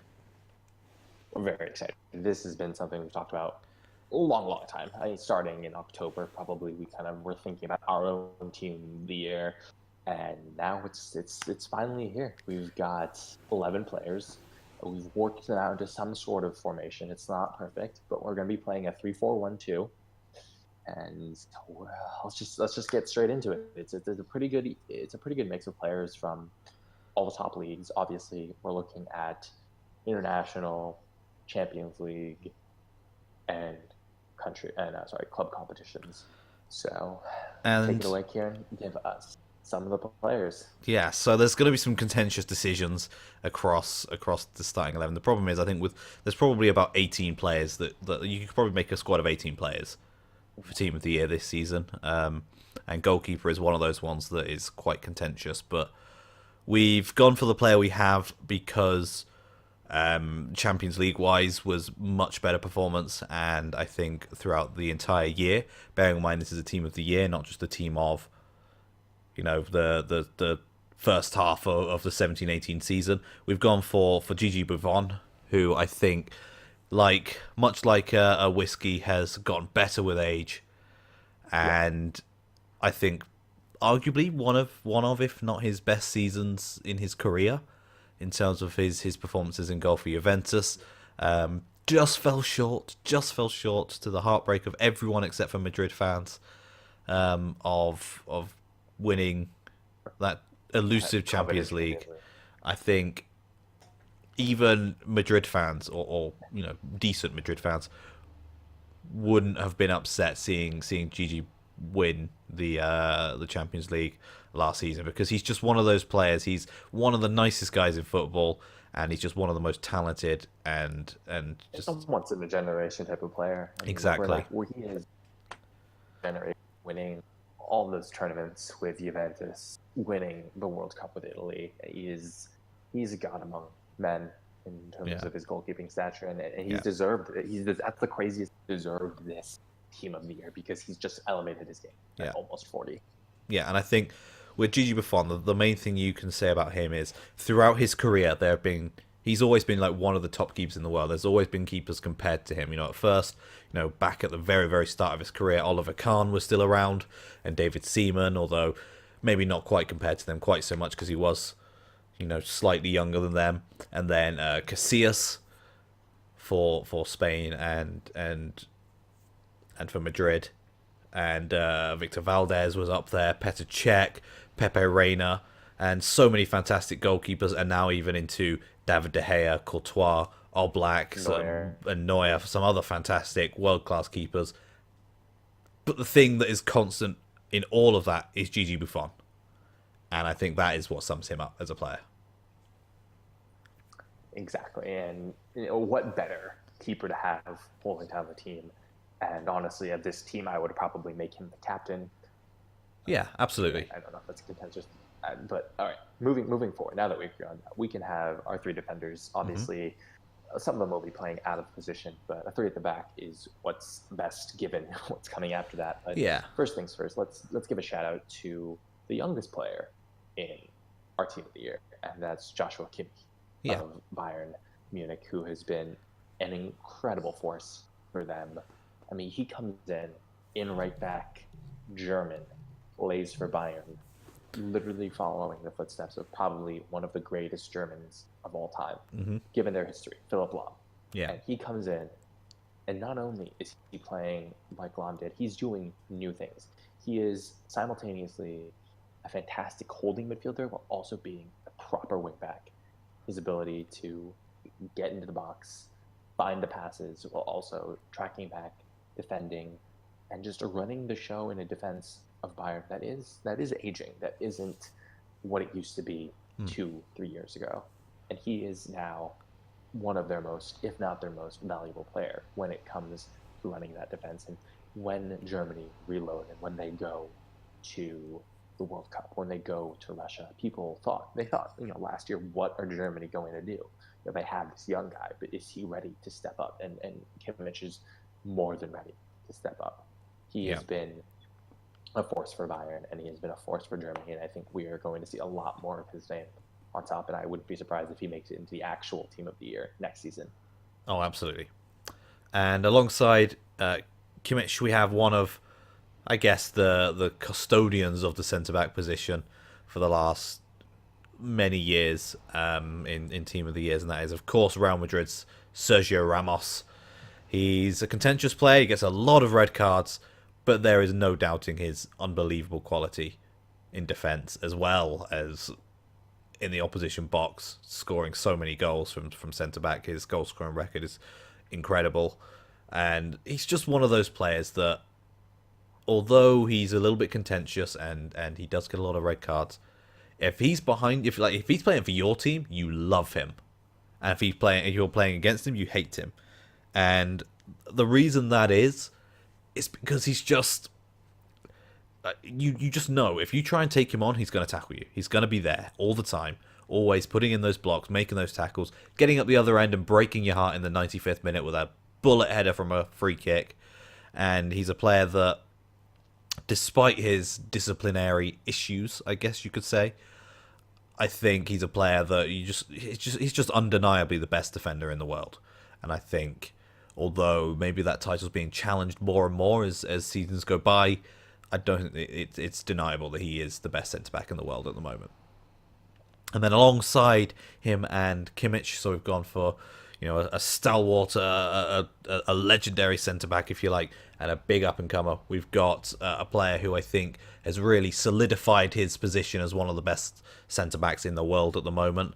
He got a big money move to Barcelona, where he has shone through as a fantastic centre-back, and he's really starting to fill the shoes of Mascherano and Puyol further back down the line, and that is Samuel Umtiti. He's a fantastic centre-back, done brilliantly for France, done really well for Barcelona, and I think he's a player who, although he's not exactly old, he's still young, not quite to the level of Kimmich, but he is still very young. I think he's a player who will go on to become a Sergio Ramos level centre-back in the future, and I think he's a player that over the next season or two is a player that we're going to see really grow and become a really solid, really reliable, and just a beast of a centre-back. And I think he's come into this Barcelona side at basically the best time, because Mascherano is aging and Piqué is not getting any younger, so he's come in so he can make that centre-back position his own and really sort of push on, kick on, and become a fantastic centre-back. But let's move on to the midfield.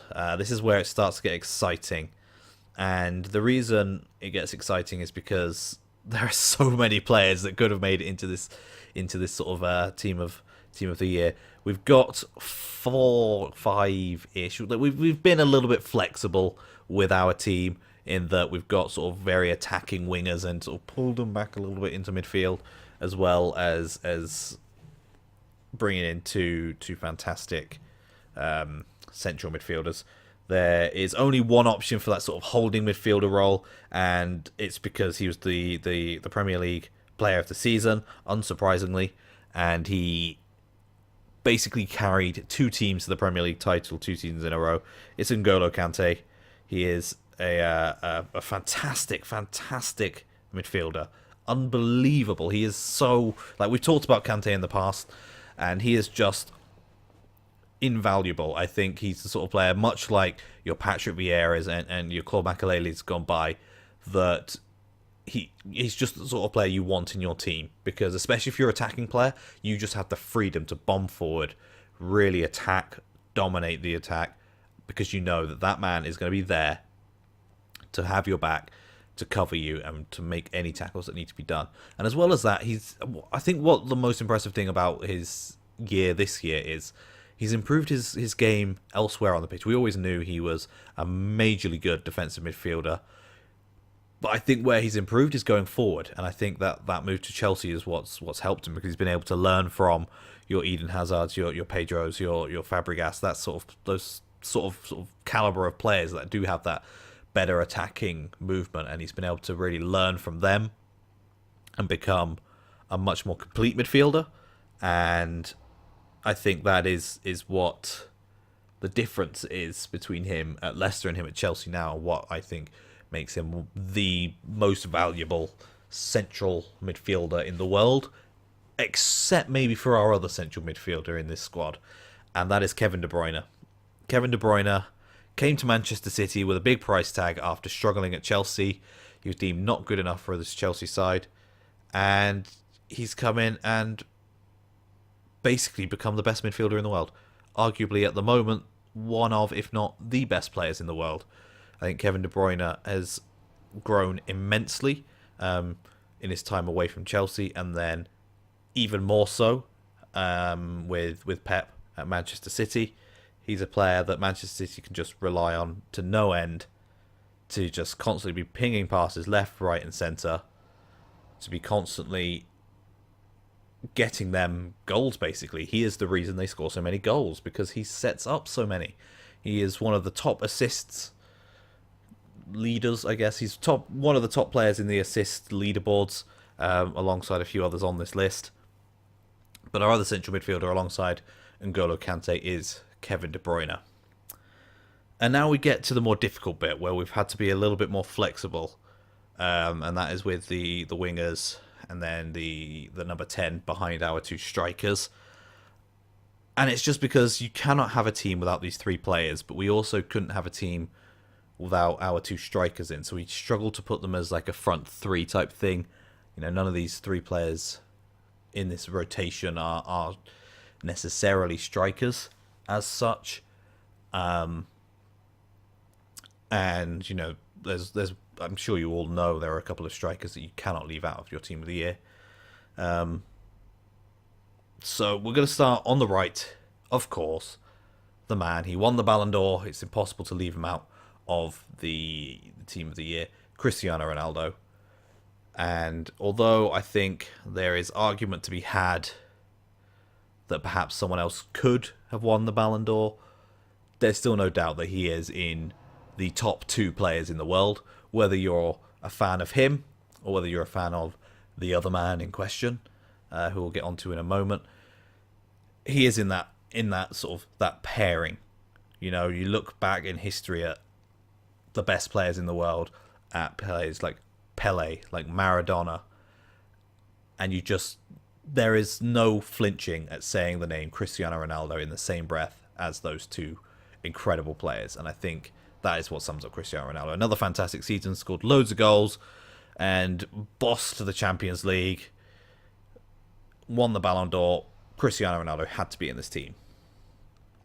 And then moving on to the left, we've gone for a player who is the most expensive player, or the most expensive transfer in history. It is, of course, Neymar. He sort of exploded onto the scene with Barcelona, had a few good seasons with Barcelona, a few fantastic seasons with Barcelona, carries a Brazil side, and shines in that Brazil side, despite being still very young, and was rewarded with a £200 million transfer to PSG. Whether you agree with the nature of that transfer or not doesn't matter, because he's moved to PSG and he's carried on his fantastic form. And there's just no denying that he is going to be a future Ballon d'Or winner. And if he doesn't, something's gone horribly wrong. And I think the only reason he hasn't already won one is just because he's come in towards the tail end of two of the greatest footballers in history of their careers, and they're somehow still flying at light speed, and he is just below light speed. He's not quite breaking the speed of light. He's not quite traveling through time, whereas the other two Ballon d'Or contenders are. And sitting in that number 10 role behind the two strikers is the main man himself, the god of football, the man who I think personally is the best player to have ever played the game, Lionel Messi. Perhaps not his best year, in fact, almost definitely not his best year, but the fact he still makes it into this top team, this team of the year list, and the fact he still came second in the Ballon d'Or, despite it not being his best year, is testament to just how wonderful this player is. Lionel Messi is a player that will live on forever. In the same breath, as I said, as with Cristiano Ronaldo, in the same breath as the likes of Pele and Maradona and others throughout history that are sort of on that list of the greatest of all time. Messi, I think, in 20, 30 years will be the player that people like me, when I'm old and grey and my grandkids are starting to get into football and they'll be saying, oh yeah, this guy's amazing, I think he's the best player in the world, and I'll turn around to them and say, nah, you don't know what you're talking about. He's good, but he's not Lionel Messi. I was around when Lionel Messi played. And again, a great season. As I said, not his best, but he's just so good that it was still incredible. Better than most players. The second highest scorer in all competitions across 2017, only beaten by the next player in our team of the year. Moving on to the striker, Harry Kane, the highest scorer in all competitions across 2017, topped off with 2 incredible hat-tricks at the end of the season. And it's unbelievable what this man has achieved. He came in to a Tottenham side that was struggling, started to do really well, bagged a few goals, and the fans started to get confident in him. And they kept saying, play Harry Kane, he's doing well, keep playing him. And they did, and Tottenham had a fantastic season, and Harry Kane bagged a lot of goals. And then the end of the season came, and people were like, okay, that's it. He had his fun. Time to move over for the proper strikers now. And Harry Kane came out in his second season and kept scoring goals. And he scored for fun. And we spoke a lot about him earlier. And he's just got that instinct that you can't teach, that not many players have. Alan Shearer used to have it. Zlatan Ibrahimovic, during his prime, had it. Lionel Messi, Cristiano Ronaldo, arguably, you could say, have it. He just knows where the goal is, and he knows how to score goals. He can score in a team. I think that's the main thing about Harry Kane. I look at the squads of the players around him in our team of the year. Messi plays for Barcelona, Neymar at Barcelona and PSG, and Ronaldo at Real Madrid, and Harry Kane is at a Tottenham team that is very, very below the level of a Real Madrid, of a Barcelona, of a Bayern Munich for Kimmich, of a Juventus for Buffon, of a Manchester City for Kevin De Bruyne. And yet he's still banging in goals for fun and outscoring arguably the greatest player of all time in Lionel Messi.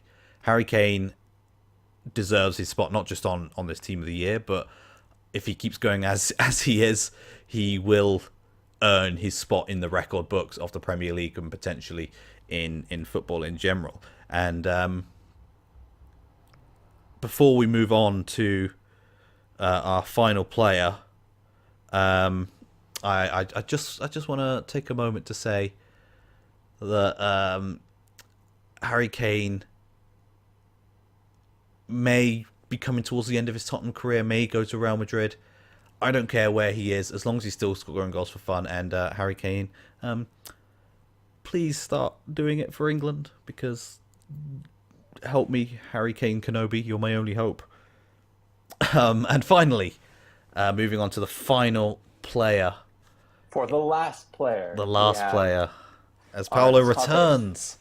Our toughest choice, probably. It Yeah. was between the German superpower's main striker and the French superpower's main striker. And in the end, we went French. We went for the Uruguayan talent, Edison Cavani.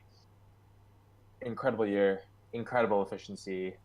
Was right in it till the end for most goals scored calendar year. I think he has been Mr. PSG for as long as anyone can remember, for a club that a lot of people give flack for because of how they've bought things. Cavani has stayed through and through. He has not been just a signing they bought. They got him from Napoli, and ever since, he has been an amazing player. He played out of position to accommodate Zlatan. He's now the main striker. He's getting goals fed. Sure, there was that whole spat at the beginning with Neymar and Dani Alves because they came in and maybe unsettled a lot of the team, but Cavani has adapted, taken everything like a professional. He's truly one of the best guys in world football. And what a striker. to have. With his work rates, always striking back on defense, bagging goals when you need it, the flair, the clinical finishing, whatever you need from Cavani, he is going to provide it. And I think he makes PSG likable in a way. At least he tried, and that is more than enough. I think the thing with Cavani, he made the move to PSG before all the money stuff started happening. Mm-hmm. But the difference is he's not just kept his position. People still look at Cavani as one of the best players in that team. And that's because he came into the PSG side. He dealt with all the rubbish with being played out of position to accommodate Zlatan, and now he's come in, taking that top striker role, and is not just performing to the level of Zlatan, arguably he's playing at a much higher level. Yeah. As a complete forward. And that's all you could ask for, and I think that's the kind of player you need in a team that is going to win the Champions League. If you're PSG, if you want to compete, and make no mistake, Neymar is the best player on the team. Mbappe has the potential to be even better than Neymar. But if you're going to beat Real Madrid in February, it's going to be because of Cavani. Mm-hmm. Because he is going to have to score 3 or 4 goals over the 2 legs for PSG to win. And the thing that makes him a player that we put into this team of the year is that in the games that he's needed to this year, he has scored. Yeah. And with that, it's time for the big one. It's time to move on to our player of the year. And Paolo alluded to it at the end of the last episode before the Christmas break that we aren't the Ballon d'Or. No. And that the decision we've made because we've not necessarily ignored trophies, but at the end of the day, we've looked at the players' contributions outside of just the trophies, because Real Madrid won everything because that team was incredible for the whole of last season. Mm. And it came down to 2, didn't it? It did. It came down to 2. And maybe you can kind of figure it out, but it's not going to be Ronaldo. And maybe if we had a 3rd place or a 4th place, we would give it to him. Yeah.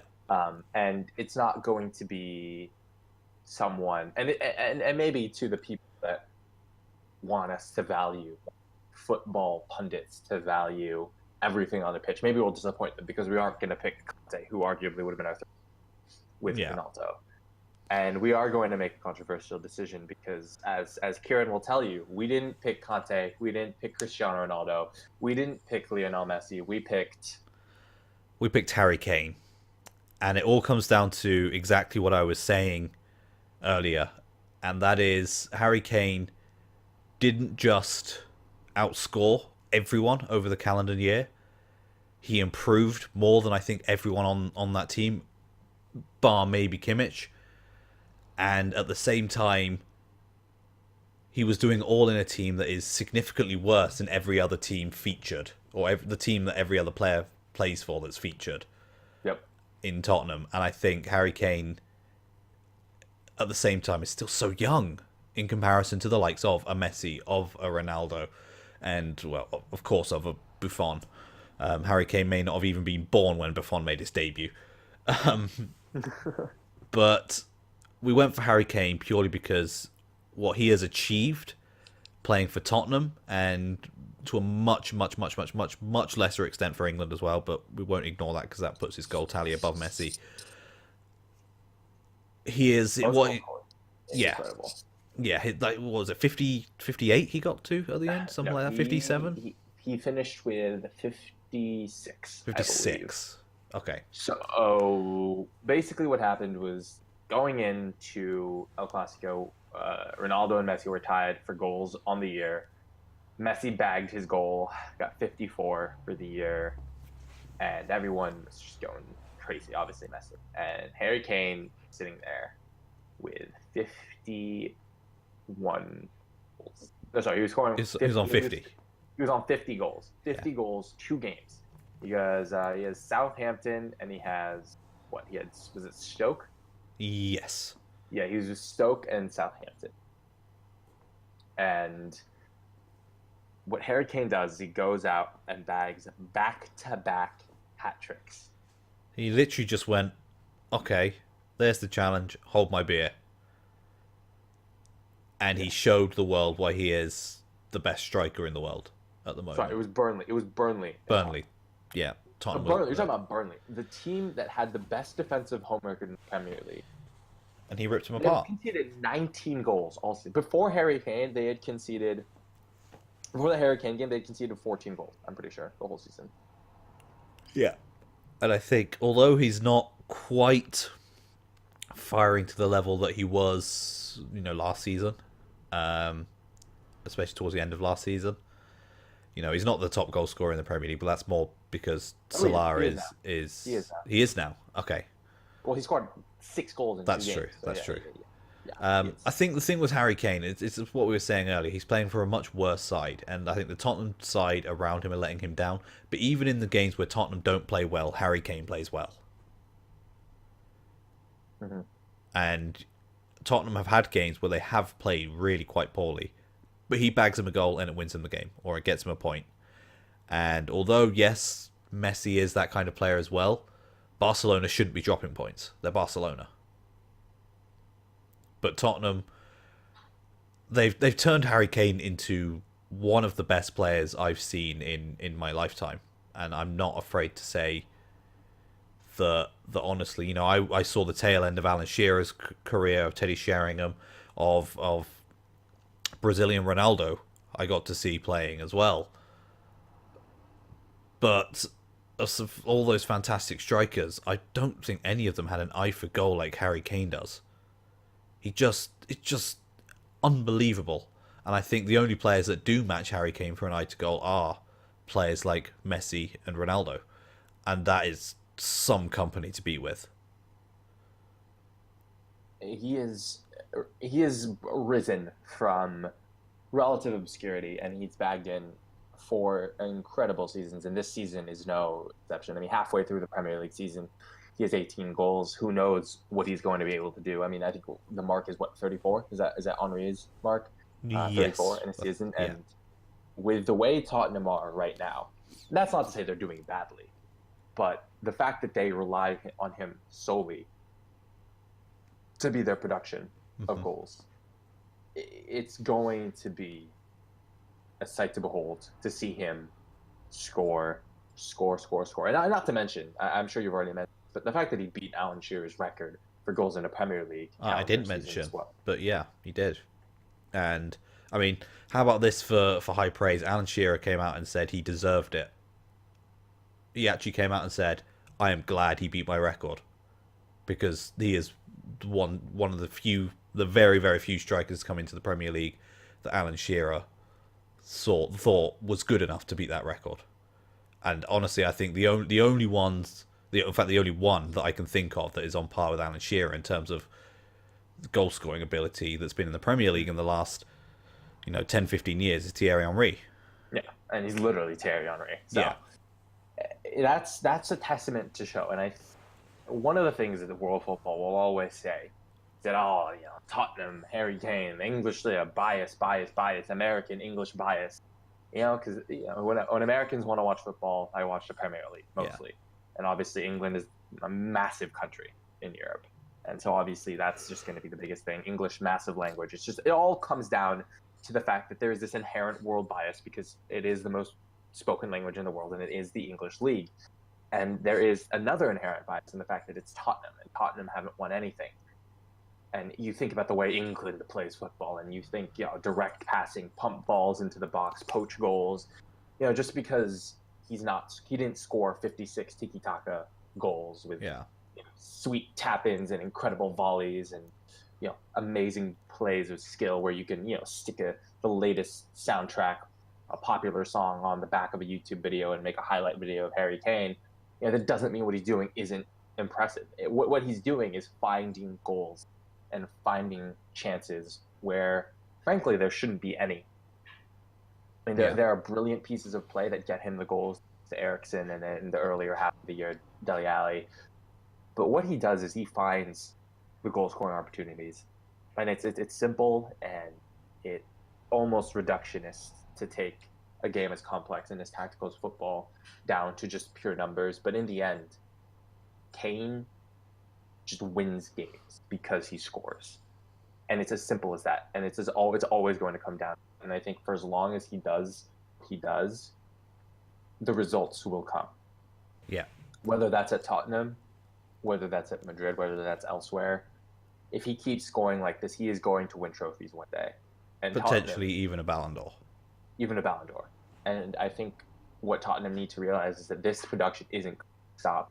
It's on Tottenham to find the supporting pieces To keep him there.